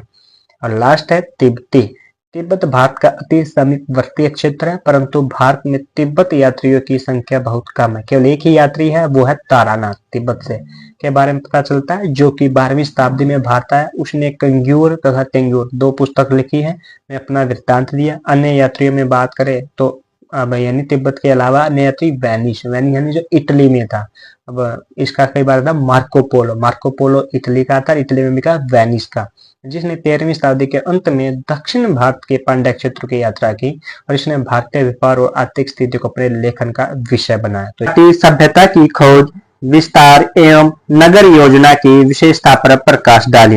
ये क्वेश्चन ज्यादातर पूछा जाता है। अब ये लिखना कैसे है एग्जाम की दृष्टि से, वो आपको देखना है। पहले हम खोज के बारे में बात करते हैं। हड़प्पा सभ्यता की खोज निकालने में अनेक व्यक्तियों का योगदान, इनकी खोज में अनेक व्यक्तियों का योगदान है, किसी एक व्यक्ति का नहीं। सबसे पहले सन 1826 में चार्ल्स मैसन हड़प्पा गांव में आया था तथा उसने यहाँ किसी प्राचीन स्थल विद्यमान होने का सबसे पहले उल्लेख किया। इसी प्रकार सन 1834 में बर्नेस ने सिंधु के किनारे किसी ध्वस्त किले के होने की बात की। सन 1853 तथा पुण्य सन 1856 में कनिंगम ने हड़प्पा की यात्रा की तथा वहां टीले के नीचे किसी प्राचीन सभ्यता के दबे होने की संभावना जताई। भाई कनिंगम नाम आया तो वन लाइनर क्वेश्चन के लिए याद रखना, भारतीय पुरातत्व सर्वेक्षण विभाग की स्थापना कनिंगम ने ही की थी और 1861 ईस्वी में की थी। वन लाइनर में क्वेश्चन पूछा जा सकता है, ये याद रखना। सन 1920 के प्रारंभिक दशक में सिंध में जब रेलवे लाइन बिछाई जा रही थी तब खुदाई के दौरान अज्ञात सभ्यता के अवशेष प्रकाश में आए। सन 1921 में दयाराम साहनी द्वारा हड़प्पा और सन 1922 में राखलदास बनर्जी द्वारा मोहनजोदड़ो में किए गए खुदाई कार्यों से इस सभ्यता का अस्तित्व निर्णायक रूप से सिद्ध हो गया। भारतीय पुरातत्व सर्वेक्षण के तत्कालीन महानिदेशक सर जॉन मार्शल ने इस उत्खनन में रुचि ली तथा सन 1924 में लंदन से प्रकाशित एक साप्ताहिक पत्र में इस सभ्यता की खोज के बारे में घोषणा की। यह सभ्यता मिस्र एवं मेसोपोटामिया की सभ्यताओं के समकालीन थी। अब बात ये देखो कि जब भारतीय पुरातत्व सर्वेक्षण विभाग के निदेशक जॉन मार्शल थे, उनकी अध्यक्षता में राखलदास बनर्जी और किसने, दयाराम साहनी ने हड़प्पा सभ्यता की खोज की, लेकिन प्रकाशित करने यानी पूरे विश्व को बताने का काम जॉन मार्शल ने किया था। वन लाइनर के लिए क्वेश्चन आ जाए कि पूरे विश्व को किसने बताया सिंधु सभ्यता के बारे में, जॉन मार्शल ने। कब? 1924 में लंदन से एक प्रकाशित साप्ताहिक पत्र में इस सभ्यता के बारे में बताया था। और जो तीन नाम है, सिंधु घाटी की सभ्यता, हड़प्पा सभ्यता और कांस्यायुगीन सभ्यता, तीनों नाम जॉन मार्शल ने ही दिए हैं इस सभ्यता को। वन लाइनर के लिए याद रखना। अब बात करते हैं इसके विस्तार की। हड़प्पा सभ्यता समूचे सिंध तथा बलूचिस्तान में और लगभग पूरे पंजाब की बात करें तो पूर्वी और पश्चिमी दोनों ही, हरियाणा, पश्चिमी उत्तर प्रदेश, जम्मू, उत्तरी राजस्थान, गुजरात तथा उत्तरी महाराष्ट्र में फैली हुई थी। यह क्षेत्र मेसोपोटामिया, मिस्र की सभ्यताओं से भी अधिक बड़ा है। संक्षेप में हड़प्पा सभ्यता के विस्तार का वर्णन इस प्रकार है। सबसे पहले हम बात करते हैं बलूचिस्तान की। यहाँ के स्थल साधारणतः व्यापार मार्गों के साथ साथ पाए जाते हैं। सूत काने डोर ईरान पाकिस्तान सीमा के समीप मकरान तट पर दास्क नदी के मुहानी पर स्थित है। और सूत कानेडोर बता दो, इस सभ्यता का सबसे पश्चिमी स्थल भी है, याद रखना। पूर्वी बताऊं तो पूर्वी, पश्चिमी, उत्तरी, दक्षिणी, आपने सभी याद रखने। पूर्वी है इसका आलमगीरपुर, पश्चिमी है सूत कानेडोर, और उत्तर की बात करें तो मांडा, और दक्षिण की बात करें तो दयमाबाद। तो ये इसके वन लाइनर के लिए हिसाब से पूछे तो याद रखना। तो ये कहां पर है? ईरान पाकिस्तान सीमा पर। नदी कौन सी है? दास्क। इसी के साथ सूत का कोई मकरान तट पर बलूचिस्तान के पश्चिमी शहर के समीप है। यद्यपि दोनों स्थल छोटे हैं तथापि यहाँ अनगढ़ चतुर्भुज आकार पत्थरों की किलेबंदी तथा सुरक्षित प्रवेश द्वार है जो 2.5 मीटर चौड़ा है। सूत कानेडोर में एक बंदरगाह भी मिली है। इससे ये अनुमान लगाया जाता है कि यहाँ से समुद्र के माध्यम से अन्य सभ्यताओं से व्यापार होता था। फिर है सिंध। सिंध में सिंधु नदी के बाढ़ वाले मैदान के ऊपर अनेक स्थल मिलते हैं। यह भी हो सकता है कि इस नदी के मार्ग बदलते रहने के कारण अनेक स्थल नष्ट हो गए थे। इस क्षेत्र में प्रमुख स्थल है मोहनजोदड़ो, चनूदड़ो, आमरी आदि।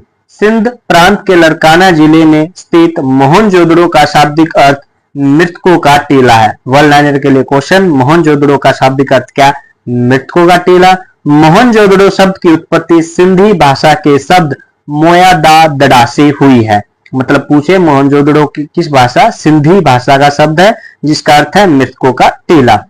जिसका अर्थ है मृतकों का टीला, ये हमने बात कर ली। यह नगर अनेक बार नष्ट हुआ तथा बार बार बसाया गया। इस नगर की 7 तह प्राप्त हुई है। इस सभ्यता की सबसे बड़ी बस्ती मोहनजोदड़ो ही है। अब ये थोड़ा ध्यान से देखना भाई, जब क्वेश्चन पूछे वन लाइनर कि सिंधु घाटी सभ्यता का सबसे बड़ा शहर या बस्ती कौन है? मोहनजोदड़ो। लेकिन जब क्वेश्चन पूछे भारत में, मतलब भारत में पूछे सिंधु घाटी सभ्यता का, फिर आंसर है राखीगढ़ी, क्योंकि सबसे बड़ा पूरी सिंधु सभ्यता में मोहनजोदड़ो, दूसरे नंबर पर आपका राखीगढ़ी आता है। और क्योंकि विभाजन हो चुका है भारत का, तो अब मोहनजोदड़ो तो पाकिस्तान में आता है। वर्तमान में जब अगर पूछे तो भारत का सबसे बड़ा स्थल वो राखीगढ़ी होगा सिंधु घाटी सभ्यता का। यह नगर 120 से 150 हेक्टेयर भूमि पर फैला हुआ है। अगर मैं इसको एकड़ और गज में बताऊं तो एक जो हेक्टेयर है वो भाई 2.471 इतने एकड़ के बराबर होता है। मतलब 120 75 यानी 12,075.8 गज ये गज के हिसाब से आप समझ सकते हैं, और एकड़ के हिसाब से समझे तो 1 हेक्टर में 2.471 हेक्टर। गज की बात करें वापिस सुनो, 12,075.8 गज 1 हेक्टर में होता है। तो अब इसका आप पूरा एकड़ और गज में निकाल सकते हैं मोहनजोदड़ो का क्षेत्रफल। यहाँ 300 घर और 70 कुएं के अलावा नगर योजना, बड़ी बड़ी इमारतें, स्नानागार, अनानागार, मुद्रा, मोहरे तथा दैनिक प्रयोग का सामान प्रकाश में आए। वन लाइनर के लिए क्वेश्चन पूछे, मोहनजोदड़ो में कितने घर मिले? 300 घर। कुएं कितने मिले? 70। फिर है पश्चिमी पंजाब। इस क्षेत्र में बहुत ज्यादा स्थल नहीं है, इसका कारण कुछ समझ में नहीं आता। हो सकता है कि पंजाब की नदियों ने अपना मार्ग बदलते बदलते कुछ स्थानों को नष्ट कर दिया हो। इस क्षेत्र का सबसे महत्वपूर्ण स्थल हड़प्पा है, जिसकी सबसे पहले खुदाई हुई। वर्तमान मंटगोमरी जिले में रावी नदी के तट पर बसा हड़प्पा 120 से 150 हेक्टेयर भूमि पर फैला हुआ था। दयाराम साहनी, MS वेंटेंस, व्हीलर आदि ने यहाँ पर खुदाई का कार्य किया। इसके आसपास बस्तियों का नामो निशान नहीं है। हड़प्पा के अलग थलग होने का कारण यह हो सकता है कि यह कुछ ऐसे व्यापार मार्गों के मध्य स्थित था जो आज तक प्रयोग में है। इन मार्गों ने हड़प्पा को मध्य एशिया, अफगानिस्तान और जम्मू से जोड़ा, इस वजह से ये अलग थलग था। बात करें भाई, ये जो 3 नाम बताए हैं, सिंधु घाटी की सभ्यता, हड़प्पा सभ्यता और कांस्य युगीन, अगर ये भी पूछे वन लाइनर की तरह तो मैं बता दूं, सिंधु घाटी सभ्यता इसलिए नाम दिया जाता है जो इसके प्रारंभिक स्थल है ना, वो ज्यादातर सिंधु घाटी में मिले थे, इसलिए इसको सिंधु घाटी सभ्यता भी कहा जाता। हड़प्पा इसलिए क्योंकि पहला नगर हड़प्पा खोजा गया। अगर मोहनजोदड़ो खोजा जाता तो मोहनजोदड़ो।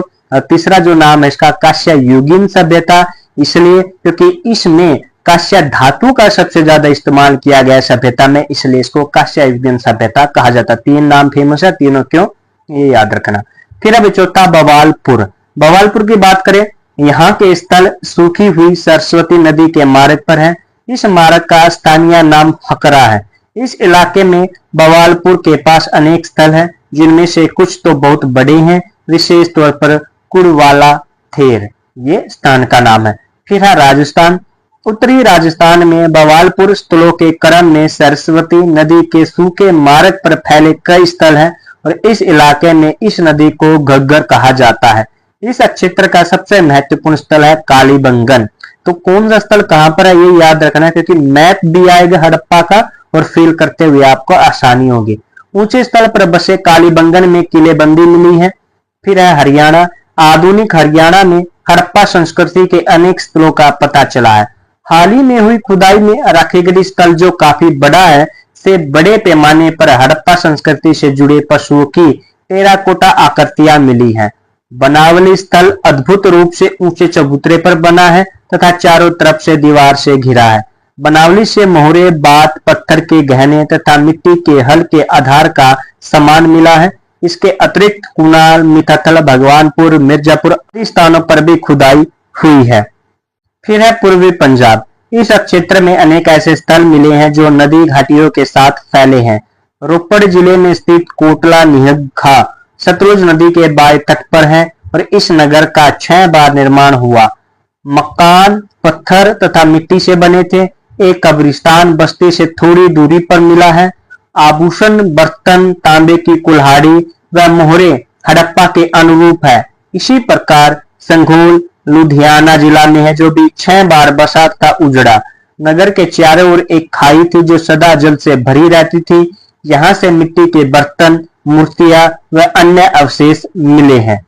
ये फिर है पश्चिमी उत्तर प्रदेश। ये 7 हो गया। 8वां पॉइंट है गंगा यमुना दुहाम में मेरठ जिले में आलमगीरपुर स्थल पर हड़प्पा सभ्यता के अवशेष मिले। आलमगीरपुर अभी बताया था भाई मैंने, सबसे पूर्वी इलाका इसका। आलमगीरपुर 4 बार बसा हुआ उजड़ा। यहाँ के मकान पक्की ईंटों से बने हैं। फिर है गुजरात। कच्छ, काठियावाड़ तथा गुजरात की मुख्य भूमि पर अनेक स्थल मिले हैं। कच्छ के रण में हाल ही में धोलावीरा नामक स्थल की खुदाई में कुछ नए तथ्य प्रकाश में। इस उत्खनन से निष्कर्ष निकाला जा रहा है कि हड़प्पा के नगर नियोजित एक ही प्रकार के नगरों को नहीं बनाते थे, मतलब कि एक ही जैसे नगर ये नहीं बनाते थे। यहाँ पर बड़े बड़े पत्थरों के प्रवेश द्वार हैं तथा पानी जमा करने के बड़े बड़े टैंक हैं। यह भी विचार व्यक्त किया जा रहा है कि यहाँ पर प्रजातंत्र के प्रकार का शासन स्वरूप था। इसी के समीप अन्य नगर सूरकोटड़ा है। काठियावाड़ में लोथल प्रसिद्ध स्थल है। यह साबरमती के किनारे एक ऊंचे चबूतरे पर बसाया गया था। इस नगर में एक विशाल बंदरगाह के अवशेष बताए गए हैं, जिससे पश्चिम एशिया के देशों से व्यापार होता था।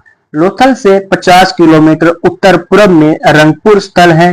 कुंतासी प्रभास पाटन गुजरात से थोड़ा दूर भागत राव नामक स्थल पर भी हड़प्पा के अवशेष मिले। देखो अब गुजरात से कितने क्षेत्रों के नाम आए, स्थलों के याद रखना। नेक्स्ट है भाई जम्मू। इस क्षेत्र में केवल एक स्थल का पता लगा है। इस स्थल का नाम है मांडा या फिर मांडा, जो मैंने सबसे उत्तरी बताया, जो अखनूर के निकट है। फिर अफगानिस्तान। उत्तरी अफगानिस्तान हड़प्पा संस्कृति के विस्तार क्षेत्र में नहीं आता, परंतु सोर्तगई नामक स्थान पर हड़प्पा सभ्यता के मृद भांड मिले हैं। हो सकता है कि इन क्षेत्रों में हड़प्पा सभ्यता की कुछ बस्तियां हो, क्योंकि अफगानिस्तान में कीमती राजवर्द मनी मध्य एशिया से टीन का आयात होता था। अब बात करते हैं भाई नगर योजना की विशेषताओं की। नगर योजना विशेषताओं में सबसे पहले है इसके नियोजित नगर। हड़प्पा सभ्यता की सबसे महत्वपूर्ण विशेषता नियोजित नगर तथा स्थायी व्यवस्था है। नगरों में सड़कें और गलियां एक योजना के अनुसार बनाई गई थी। मुख्य मार्ग उत्तर से दक्षिण की ओर जाते थे। उनको काटती सड़कें और गलियां मुख्य मार्ग को समकोण पर काटती थी, जिससे नगर वर्गाकार या आयताकार खंडों में विभाजित हो जाते थे। मोहनजोदड़ो, हड़प्पा, कालीबंगन जैसे नगर दो भागों पूर्वी तथा पश्चिमी में बटे थे। पूर्वी भाग में ईंटों से बनाए ऊंचे चबूतरे पर स्थित बस्ती के चारों ओर परकोटा यानी कि किला या फिर मजबूत दीवार कहें आप, वो उसको परकोटा कहा गया, चारों ओर होता था, जिसे नगर दुर्ग कहा जाता है। इसके पश्चिम की ओर के आवासीय क्षेत्र को निचला नगर कहा जाता है। नगर दुर्ग का क्षेत्रफल निचले नगर से कम था। मोहनजोदड़ो के नगर दुर्ग में पक्की ईंटों से बने अनेक बड़े भवन पाए गए हैं, जैसे विशाल स्नानागार, प्रार्थना भवन, सभा भवन एवं अनानागार। हड़प्पा में नगर दुर्ग के उत्तर में कारीगरों के मकान, अनेक चबूतरे और एक अनानागार था। कालीबंगन की नगर योजना में दुर्ग अक्षुत्तर तथा निचले नगर दोनों के लिए परकोटा, जो कि मोटी दीवार बताया मैंने, था। धोलावीरा जहां हाल ही में खुदाई हुई का नगर 3 मुख्य भागों में, तो एक ऐसा नगर जो 3 भागों में बटा था। इससे शायद पहले हमने देखा 2 में थे। 3 कौन से? नगर दुर्ग, मध्यम नगर और निचला नगर में विभाजित था। 2 भागों नगर दुर्ग और मध्यम नगर के चारों ओर दीवार थी। दीवार में समान दूरी पर बुर्ज और नगर द्वार बने हुए थे। हड़प्पा सभ्यता के नगरों में नगर दुर्ग में पुरोहित एवं शासक रहते थे तथा निचले नगर में व्यापारी, दस्तकार, शिल्पकार एवं अन्य लोग रहते थे। फिर दूसरी विशेषता नगर द्वार। अधिकांश नगरों में विशेषकर नगर दुर्ग के चारों ओर मोटी दीवार होती थी। इस परकोटे में स्थान स्थान पर प्रवेश द्वार बने होते थे। धोलावीरा और सूरकोटड़ा में नगर प्रवेश द्वार काफी विशाल एवं सुंदर थे, जबकि अन्य नगरों में प्रवेश द्वार साधारण थे। कुछ नगर द्वारों के निकट, यानी कि कुछ नगरों के द्वारों के निकट कह लो, या कुछ नगर द्वारों के निकट सुरक्षा कर्मियों के कक्ष भी बने हुए थे, जो साधारणतः बहुत छोटे होते थे, यानी कि कह सकते हैं सिक्योरिटी पर्पज के तहत होती थी। सिक्योरिटी जैसे कि आजकल हम देखते हैं कि कहीं भी अगर एंट्री करें तो गेट पर जो वॉचमैन होता है, इस प्रकार आप कह सकते हैं। हड़प्पा सभ्यता के नगरों के चारों ओर परकोटा तथा नगर द्वारों के निर्माण का उद्देश्य शत्रुओं के आक्रमण से रक्षा, लुटेरों एवं पशु चोरों से सुरक्षा करना तथा बाढ़ों से नगरों की रक्षा करना रहा होगा। तीसरी विशेषता सड़कें और गलियां। हड़प्पा कालीन नगर पूर्व निर्धारित योजना के अनुसार बनाए जाते थे। सड़कें और गलियां सीधी होती थी और एक दूसरे को समकोण पर काटती थी। सड़कें पूर्व से पश्चिम या उत्तर से दक्षिण दिशा में बिछी हुई थी। इससे नगर कई भागों में बंट जाते थे। मोहनजोदड़ो में मुख्य सड़क 10.5 मीटर चौड़ी थी। इसे प्रथम सड़क कहा गया। इस प्रथम सड़क पर एक 7 पहिए वाले 7 वाहन गुजर सकते थे। अन्य सड़कें 3.6 से 4 मीटर तक चौड़ी थी। गलियां एवं गलियारे 1.2 मीटर यानी कि 4 फुट या इससे अधिक चौड़े थे, यानी कि मेन गली तो हो गया आपकी 10.5 मेन गली या सड़क कह ले, और इसके अलावा जो छोटी गली गलियारे थे वो 4 फुट या इससे भी अधिक चौड़े होते थे। फिर है नालियों की व्यवस्था। नालियों की व्यवस्था हड़प्पा सभ्यता की अद्वितीय विशेषता थी। जो हमें यानी किसी भी समकालीन सभ्यता के नगरों में प्राप्त नहीं होती है। प्रत्येक घर में छोटी नालियां होती थी जो घर के पानी को बाहर गली या सड़क के किनारे बनी नाली में पहुंचाती थी। प्रमुख सड़कों एवं गलियों के साथ 1 से 2 फुट गहरी ईंटों तथा पत्थरों से ढकी नालियां होती थी। मुख्य नालियों में कचरा छानने की व्यवस्था भी होती थी। नालियों में ऐसी व्यवस्था करने के लिए बड़े खड्डे होते थे जो पत्थरों या ईंटों से ढके होते थे, जिन्हें सफाई करने के लिए आसानी से हटाया और वापस रख दिया जाता था। मुख्य नालियां एक बड़े नाले के साथ जुड़ी होती थी जो सारे गंदे पानी को नदी में बहा देती थी। फिर है ईंटें। हड़प्पा, मोहनजोदड़ो और अन्य प्रमुख नगरों में ईंटों का व्यापक पैमाने पर प्रयोग हुआ है। ये ईंटें कच्ची और पक्की दोनों प्रकार की थी। मोहनजोदड़ो में चबूतरे पर धूप में सुखाई गई ईंटों का प्रयोग किया गया है। हड़प्पा में कच्ची ईंटों की परत पर पक्की ईंटों का इस्तेमाल हुआ है। कालीबंगन में पक्की ईंटों का प्रयोग कुओं, नालियों एवं स्नानघरों को बनाने में किया गया है। इन ईंटों का मुख्य आकार 20:1/2 गुणा 10:1/2 गुणा 3:1/4 होता था, यानी 1:2:4, यानी कि लंबाई गुणा चौड़ाई गुणा ऊंचाई अनुपात ये है। नालियों को ढकने के लिए काफी बड़ी ईंटों का प्रयोग हुआ है। ईंटों का निर्माण बाढ़ के बाद जमा हुई मिट्टी से किया जाता था। इनका निर्माण एक खुले सांचे से किया जाता था। कई जगह ईंटों की भट्टियां पाई गई हैं। ईंटों की दीवारों को मोटी बनाया जाता था। ईंटों को ज्यादातर गारे से जोड़ा जाता है। गारे का मतलब सिंपल में गांव वाली लैंग्वेज में बात करूं तो गहरा जो होती है, गहरा पानी डालकर जो मिट्टी में फिर वो गहरा तैयार किया जाता है, वो गारा शुद्ध हिंदी शब्द लिखा हुआ वो होता है। मिट्टी या चूने में भी पानी डालकर जो उसको तैयार करे वो गहरा या गारा। एवं जिप्सम के घोल का प्रयोग भी हुआ है। स्नानगृह में छोटी ईंटों का प्रयोग किया जाता था तथा जोड़ने के लिए कई बार ईंट के चूरे एवं चूने के प्लास्टर जैसी चीज का इस्तेमाल भी प्रकाश में आया है। कोनों के लिए एल, ये बड़ा विशेष है, कोनों के लिए एल आकार की ईंटों का प्रयोग भी हुआ है। ये इसलिए थोड़ा मैं ये समझा दूं, एल क्यों, कोनों में वो एल यानी कि एक कर्व की तरह निकाल दी जाती है। जैसे कि आज कोने निकाले जाते हैं, ऐसे कोने नहीं निकलते थे, एल आकार की होती थी, कर्व होती थी। देखो सोच कितनी अच्छी थी, ताकि आने जाने वाले किसी भी पशु या व्यक्ति को वो कोना ना लगे और किसी को नुकसान ना हो। कितनी अच्छी सोच थी। फिर विश्व की समकालीन सभ्यताओं जैसे मेसोपोटामिया में इतने बड़े पैमाने पर ईंटों, विशेषकर पक्की ईंटों का प्रयोग नहीं हुआ है। फिर है भवन। हड़प्पा सभ्यता के नगरों के भवन 3 श्रेणियों में विभाजित किए जा सकते हैं। पहला आवासीय भवन, फिर विशाल भवन और फिर है सार्वजनिक स्नानागार, अनानागार एवं जलाशय तथा डॉकयार्ड। तो पहले बात करते हैं आवासीय भवन की। हड़प्पा तथा मोहनजोदड़ो में नागरिक निचले नगर में भवन समूह में रहते थे। ये मकान योजना के अंतर्गत बनाए जाते थे। प्रत्येक मकान के बीच एक खुला आंगन तथा चारों तरफ छोटे बड़े कमरे होते थे। बाढ़ से सुरक्षा हेतु मकान ऊंचे चबूतरे पर तथा गहरी नींव के होते थे। दीवारें मोटी एवं पक्की ईंटों तथा गारे की थी। गारा क्या होता है हमने बता दिया पहले ही। छतों में लकड़ी और ईंटों तथा फर्श में भी ईंटों का प्रयोग होता था। प्रकाश व हवा के लिए दरवाजे, खिड़कियां तथा रोशनदान बनाए जाते थे। दरवाजे एवं खिड़कियां मुख्य सड़क की तरफ न खुलकर गली की तरफ खुलती थी। घर में रसोईघर, शौचालय एवं स्नानागार होते थे। बड़े घरों में कुआं भी होता था। कई मकान तो 2 मंजिलों के बने होते थे। फिर विशाल भवन की बात करें तो हड़प्पा कालीन नगरों के दुर्ग नगरों वाले भाग में विशाल भवन प्राप्त हुए हैं।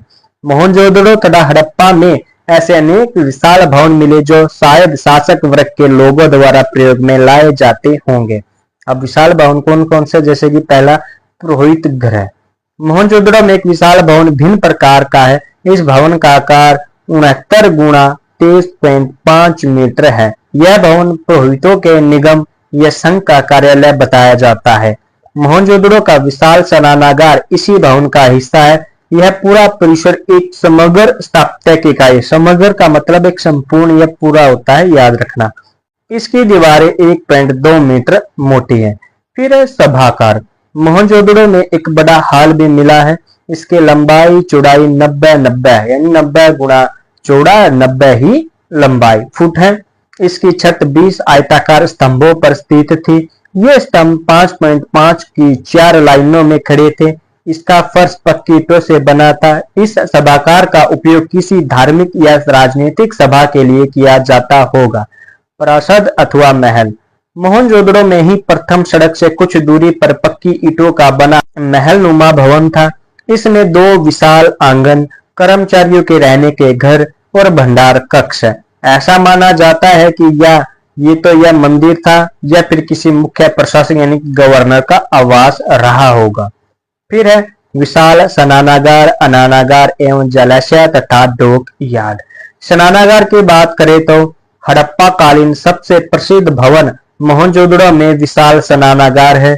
आयताकार में बना यह स्नानागार 11.88 मीटर लंबा, 7.01 मीटर चौड़ा और 2.45 मीटर गहरा है। इसके लिए उत्तर और दक्षिण में सीढ़ियां बनी है। ये सीढ़ियां स्नानागार के तल तक जाती है। यह स्नानागार पक्की ईंटों से बना है। इसे बनाने में चूने तथा तारकोल का प्रयोग किया गया था। इसके साथ ही कुआं तथा जिससे इसमें पानी से भरा जाता था, यानी कुएं से यहाँ पानी भरा जाता था। साफ करने के लिए इसकी पश्चिमी दीवार में तल प्रणाली बनी थी। स्नानागार के चारों ओर मंडप एवं कक्ष बने हुए थे। विद्वानों का मानना है कि इस स्नानागार और भवन का प्रयोग धार्मिक समारोह के लिए किया जाता था। फिर अनानागार। हड़प्पा में 50 गुणा 40 मीटर के आकार का एक भवन मिला है, जिसके बीच में 7 मीटर चौड़ा गलियारा था। पुरातत्ववेताओं ने इसे विशाल अनानागार बताया है, जो अनाज, कपास तथा व्यापारिक वस्तुओं के गोदाम के काम आता था। फिर है जलाशय तथा डॉक यार्ड। धोलावीरा में एक विशाल जलाशय के अवशेष मिले हैं। यह जलाशय 80.4 मीटर लंबा, 12 मीटर चौड़ा तथा 7.5 मीटर गहरा था। कच्छ क्षेत्र में पानी की कमी रहती थी, इसीलिए ऐसे जलाशय का प्रयोग जल संग्रहण के लिए किया जाता होगा। इसी प्रकार लोथल में अनानागार तथा डॉक यार्ड यानी कि गोदी, डॉक यार्ड का मतलब क्या होता है? गोदी याद रखना, यानी कि जो समुद्र किनारे बंदरगाह होते हैं जहां जहाज आकर ठहरते हैं, मिला है। पक्की ईंटों से बना यह स्थल 214 मीटर लंबा, 36 मीटर चौड़ा और 4.5 मीटर गहरा है। यह डॉक यार्ड एक जल मार्ग से पास की खाड़ी से जुड़ा है। तो ये था वही क्वेश्चन सिंधु घाटी सभ्यता से, जो चैप्टर से क्वेश्चन आएगा 14 नंबर के लिए। यहाँ से जो वन लाइनर बन सकते थे इस क्वेश्चन से वो मैंने बता दिए, बाकी आप चैप्टर से भी कर लेना। तो ये इंपॉर्टेंट क्वेश्चन केवल एक ही यहाँ से।